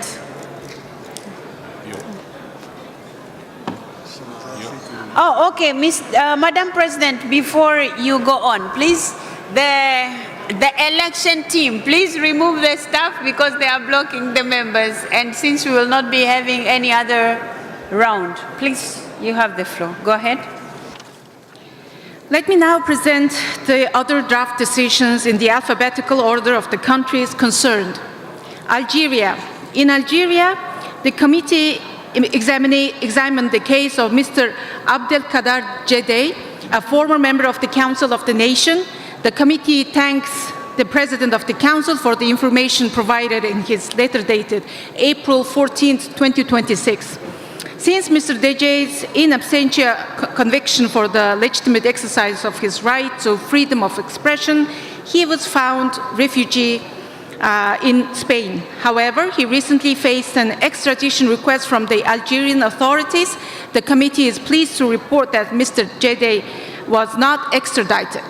Given the disproportionate conviction of Mr. Jedeh and the intimidation he faces in Spain, and in light of the committee's findings, the committee calls on the Algerian authorities to drop the proceedings against him, reconsider their position vis-à-vis his rights, and strengthen the protection of the rights to freedom of expression for all members of the Council of the Nation. I invite you to adopt the draft decision on page 1 of the English and French versions. Colleagues, we adopt. Thank you very much. It is so decided. I am sorry we hadn't adopted the draft decision under Mongolia, so I'm going to ask you to adopt it also. Members, do we adopt? Thank you very much. Please go ahead. Next, Bangladesh. In Bangladesh, the committee examined 6 individual situations, including those of Mr. Saber Chowdhury, Honorary President of the IPU, and Mr. Fazle Chowdhury, former President of our committee. We thank the Bangladesh delegation for the information provided and for engaging in a constructive dialogue with the committee. Madam President, hold on just a second. Yemen, yes? Algeria. Algeria, yes? السيدة الرئيسة السادة الحضور. Madam President, ladies and gentlemen, regarding the case from Algeria, which has been described, I'd just like to remind you that Mr. Abdelkader Jedeh was sentenced, but that had nothing to do with his parliamentary activity. He has had problems with the law because he committed offences described in Algerian criminal law. So you shouldn't mix up his offences with his parliamentary activity. Thank you.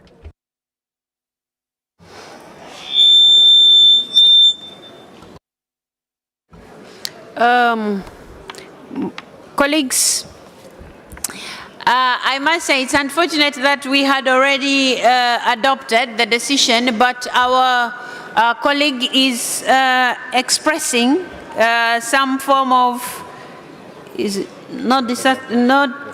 raising concerns about the fact that this committee is dealing with that case of this member.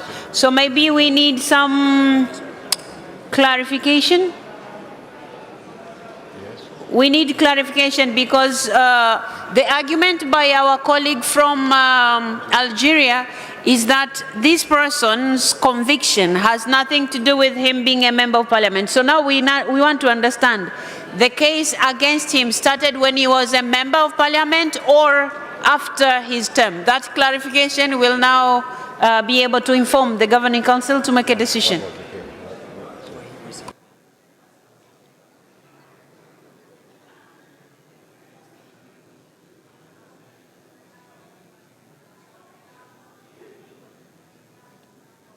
Colleagues, the clarification given here is that the case that involves him began when he was a member of parliament. So, and like I said, it's unfortunate that we had already adopted the decision. But our colleague from Algeria, we are here. When we are done with this report, you can provide probably more information that, you know, the case happened this time and the committee maybe has a different timing of that case. But the committee will be seized with the authority to deal with it, provided the case that is against him was actually during the time when he was a member of parliament and he raised it with the committee. So for now, it will remain like that until when we have different evidence from your good selves. Okay, so we were now dealing with Bangladesh. Sorry. Madam President, please, you have the floor to continue. Thank you. Thank you, Madam President.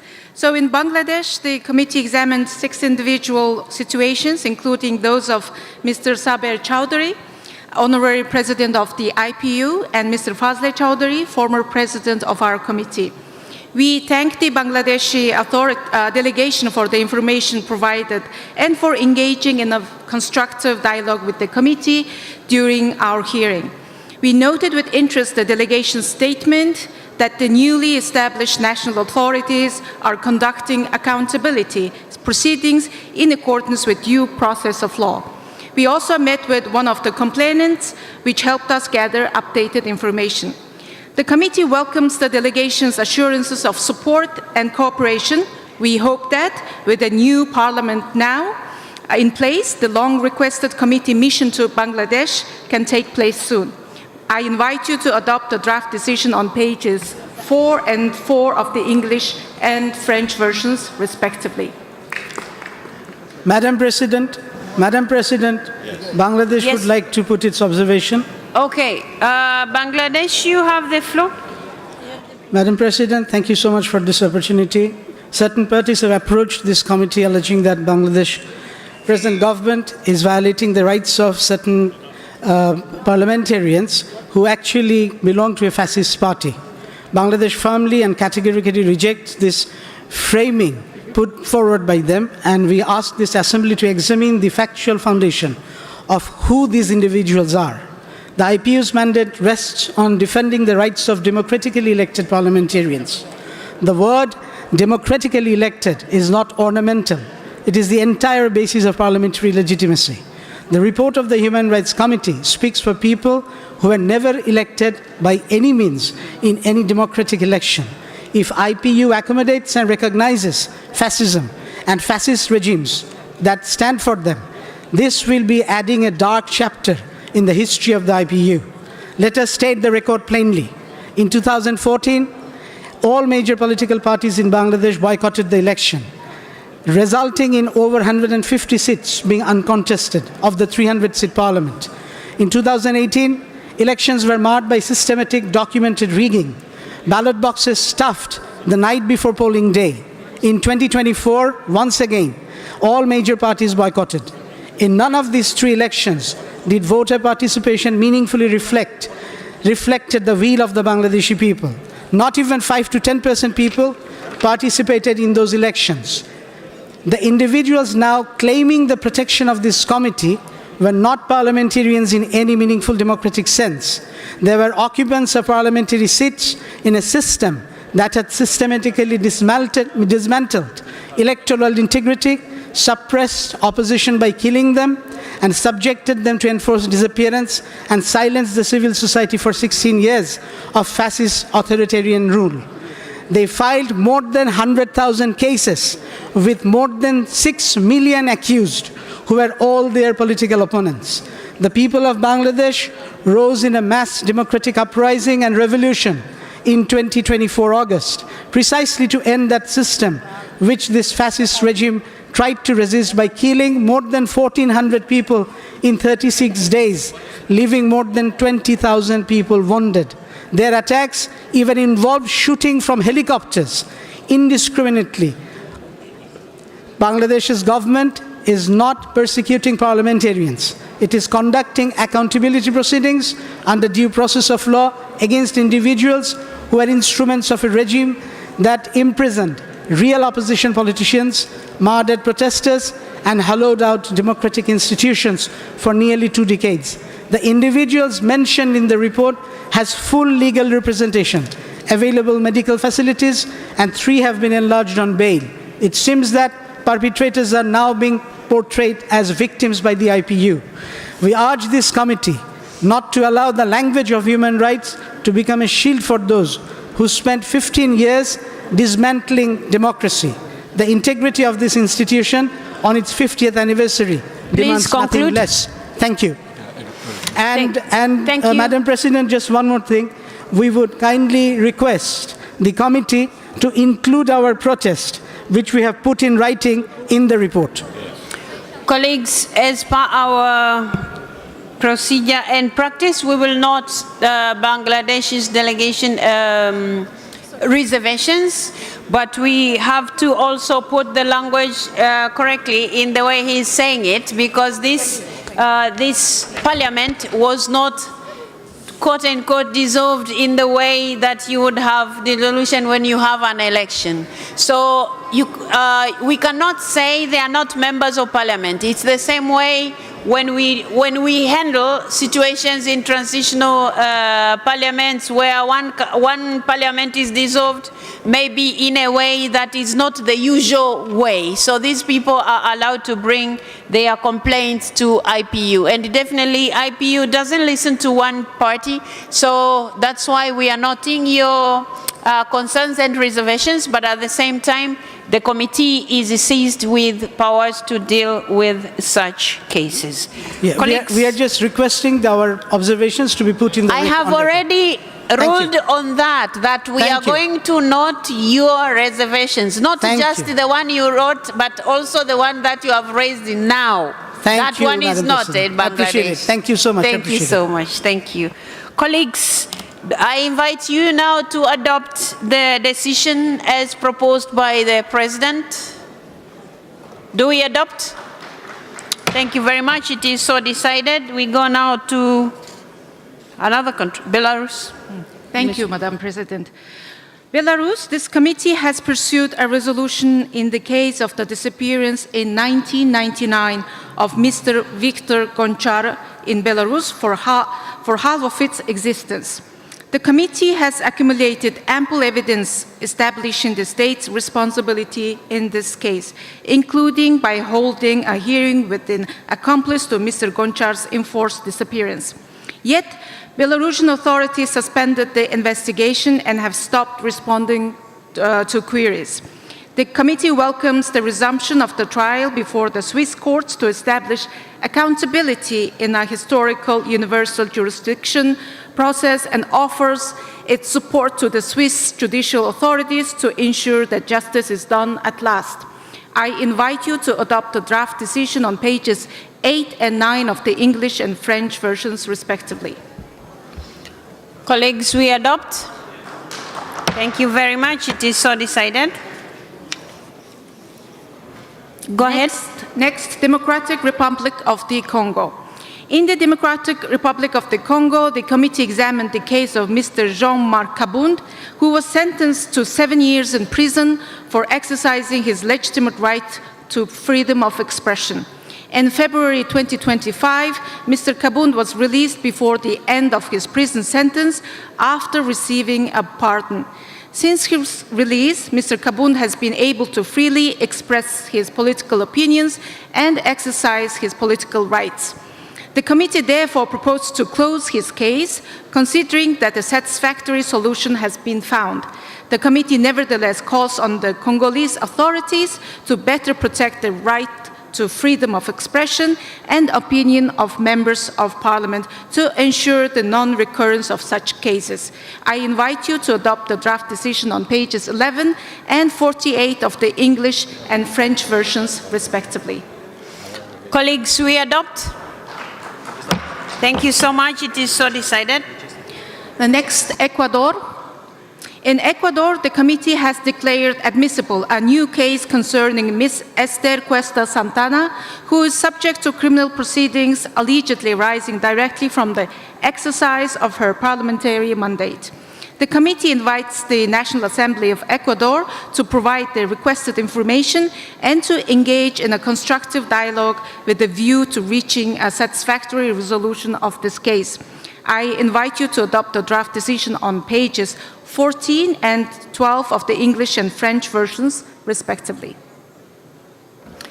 Colleagues, we adopt.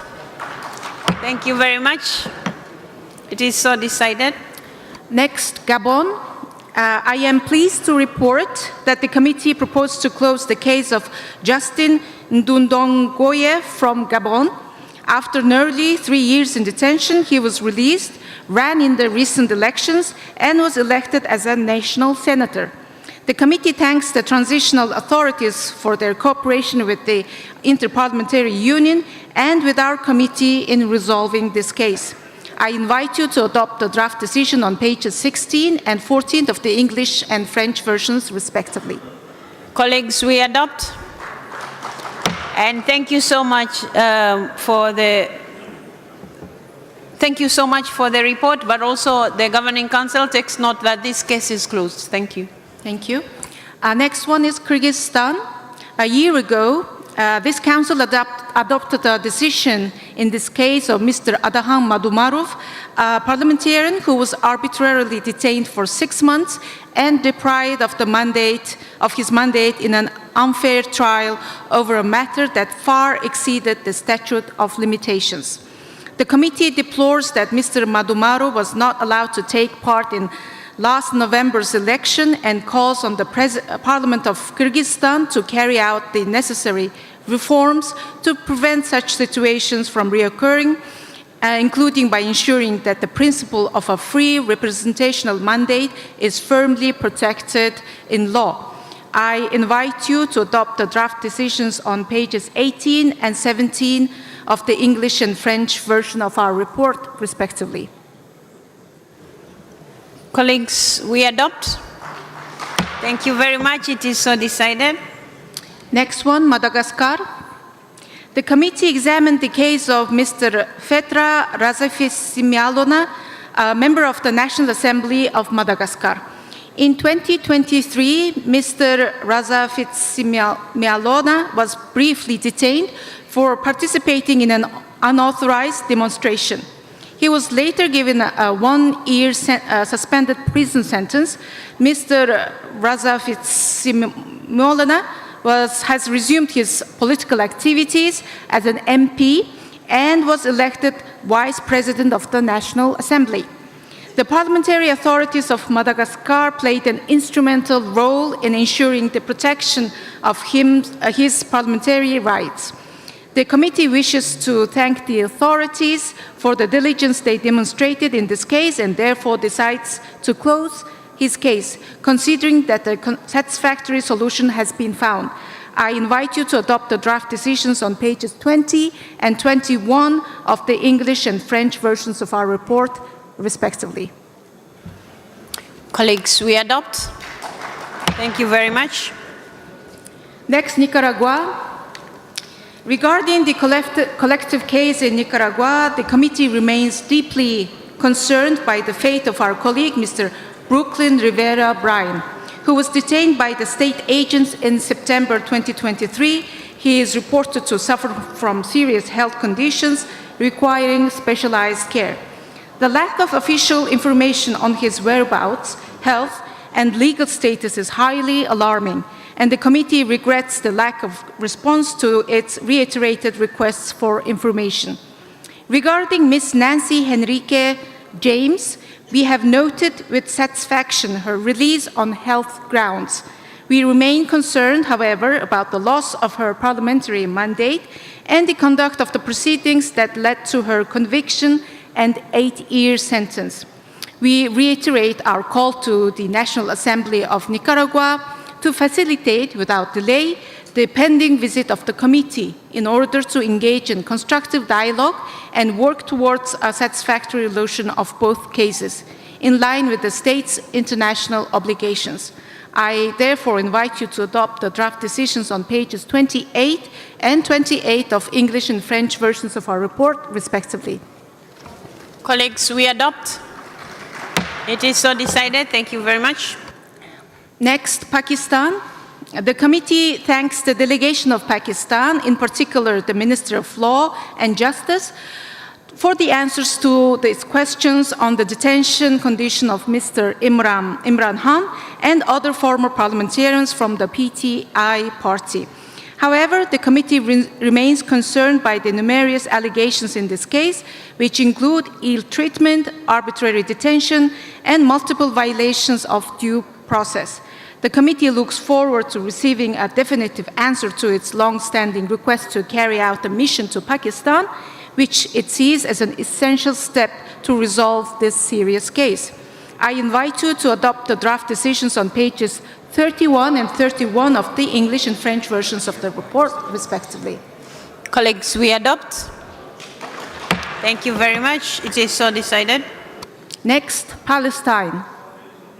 The committee examined the cases of several former Palestinian parliamentarians, including Mr. Marwan Barghouti, Mr. Ahmed Sadat, and several others who remain in detention in Israel.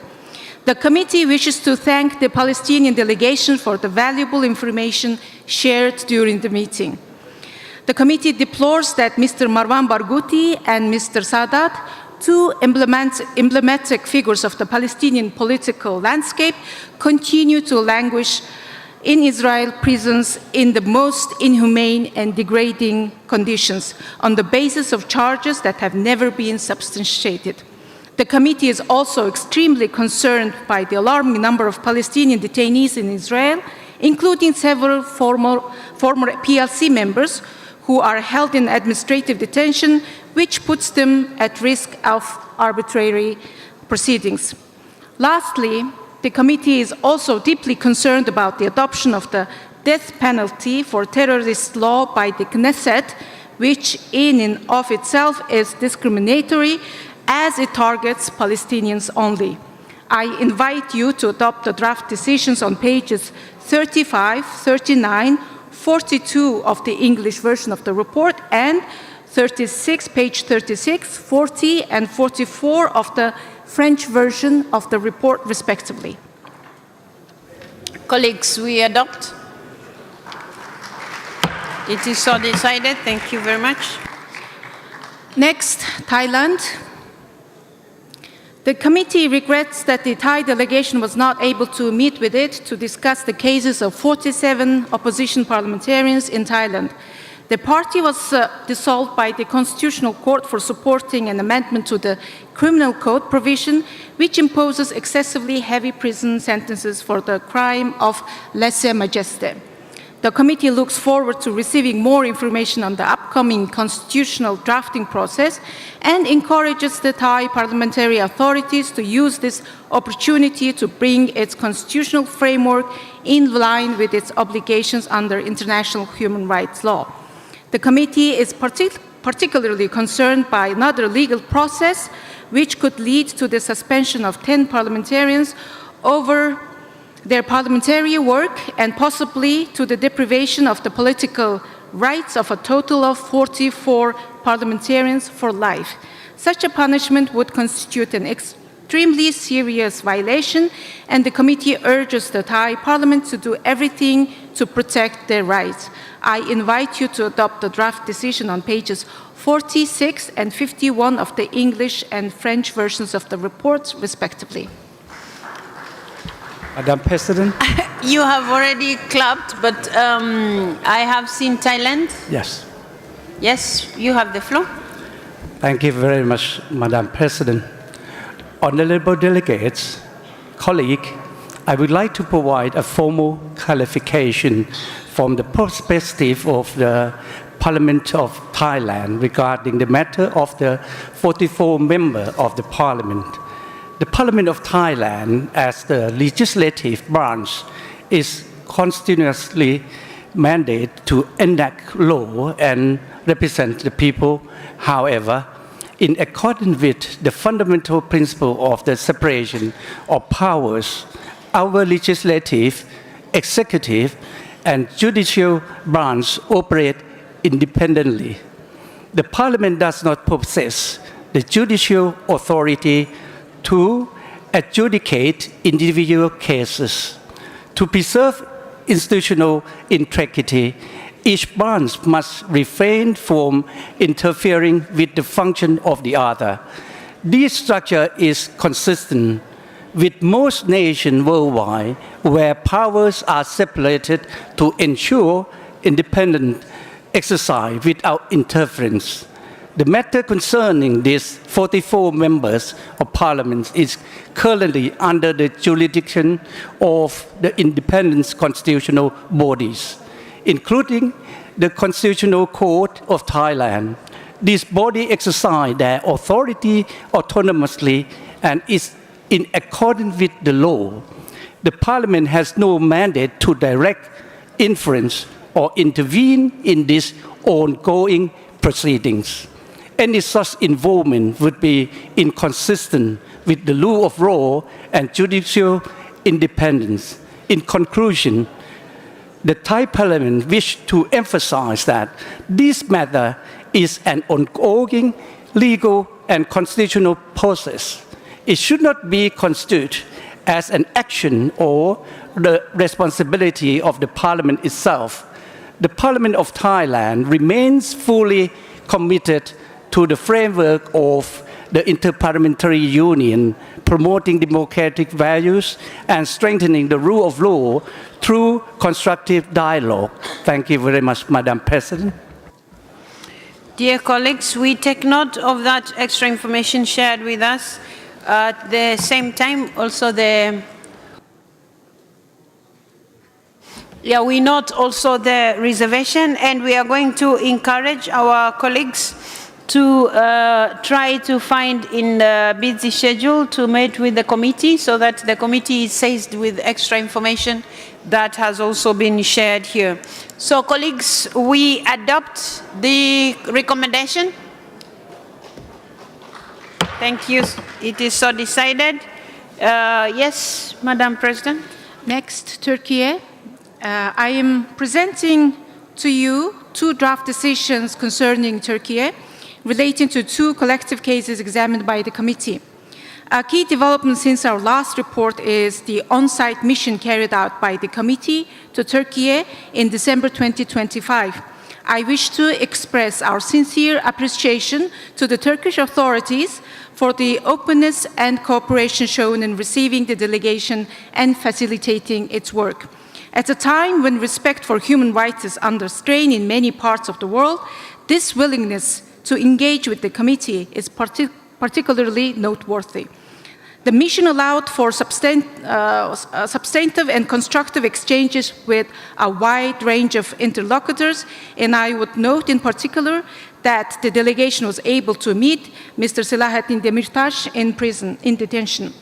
In both cases, the committee sincerely hopes that its ongoing dialogue with the Turkish authorities will help address its lingering concern about the impact of criminal proceedings and detention on the effective and legitimate exercise of political rights in Turkey. It is also in this regard that we welcome the report adopted in February 2026 by the Turkish Parliament Committee on National Solidarity, Sisterhood, Brotherhood, and Democracy. We trust that the implementation of the report will contribute to meaningful improvements in strengthening democratic governance and the protection of the rights of parliamentarians in Turkey. I invite you to adopt the draft decisions on pages 50 and 54 of the English and 56 and 61 of the French versions of the report, respectively. Colleagues, we adopt.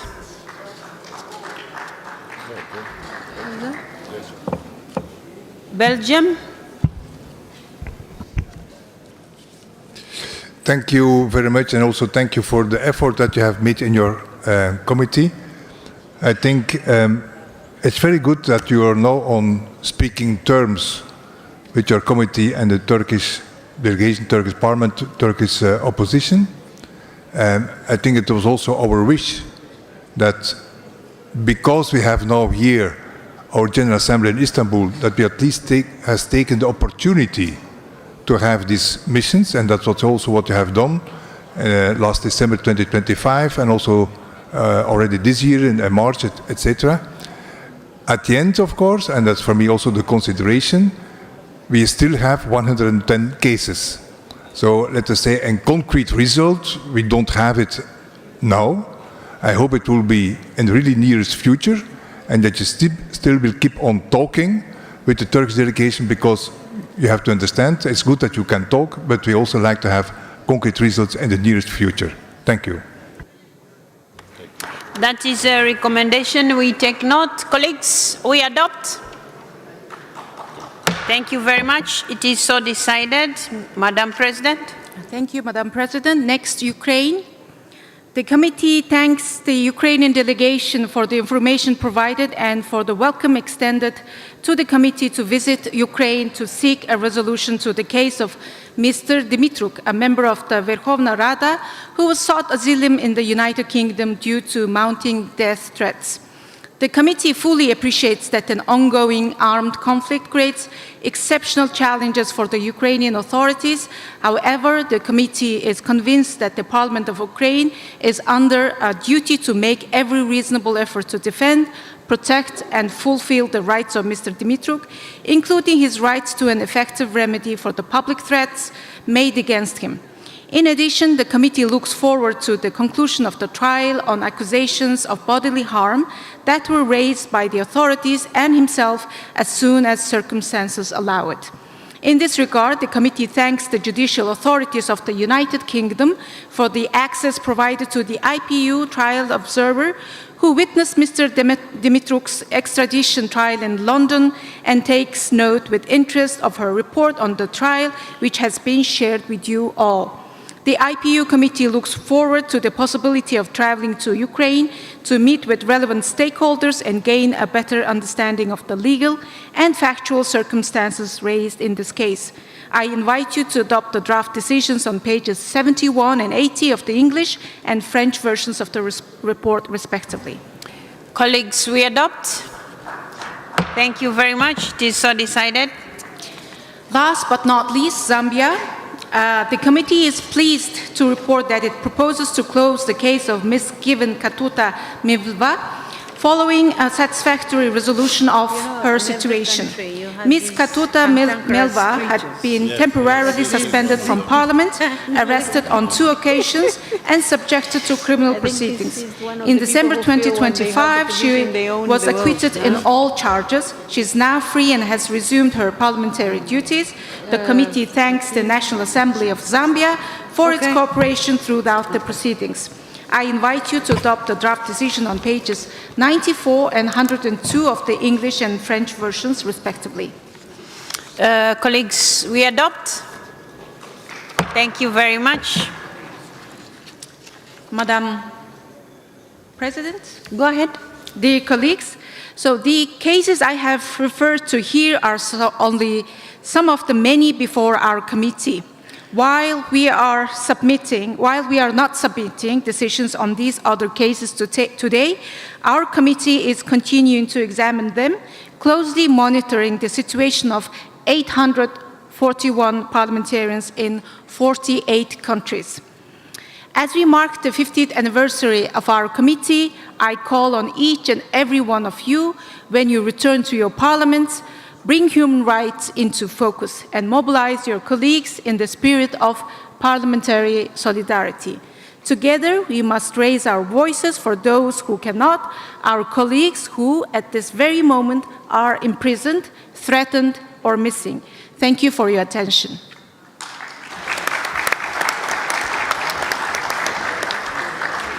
Colleagues, let me take this opportunity on your behalf to thank our President of the Committee on the Human Rights of Parliamentarians, together with the Vice President, for the good job that they're doing, and the members who come from your respective countries. They're doing a good job. We really appreciate. But also the Secretary General, who is being assisted by his team. We really appreciate all the effort you're putting into ensuring that the human rights of parliamentarians are upheld. That said, colleagues, I thank you also for your patience, and I'm going to now Is it adjourned, the meeting? Okay, we adjourn until 2:30. We will begin at 2:30 with the reports of other committees. Thank you so much. See you later.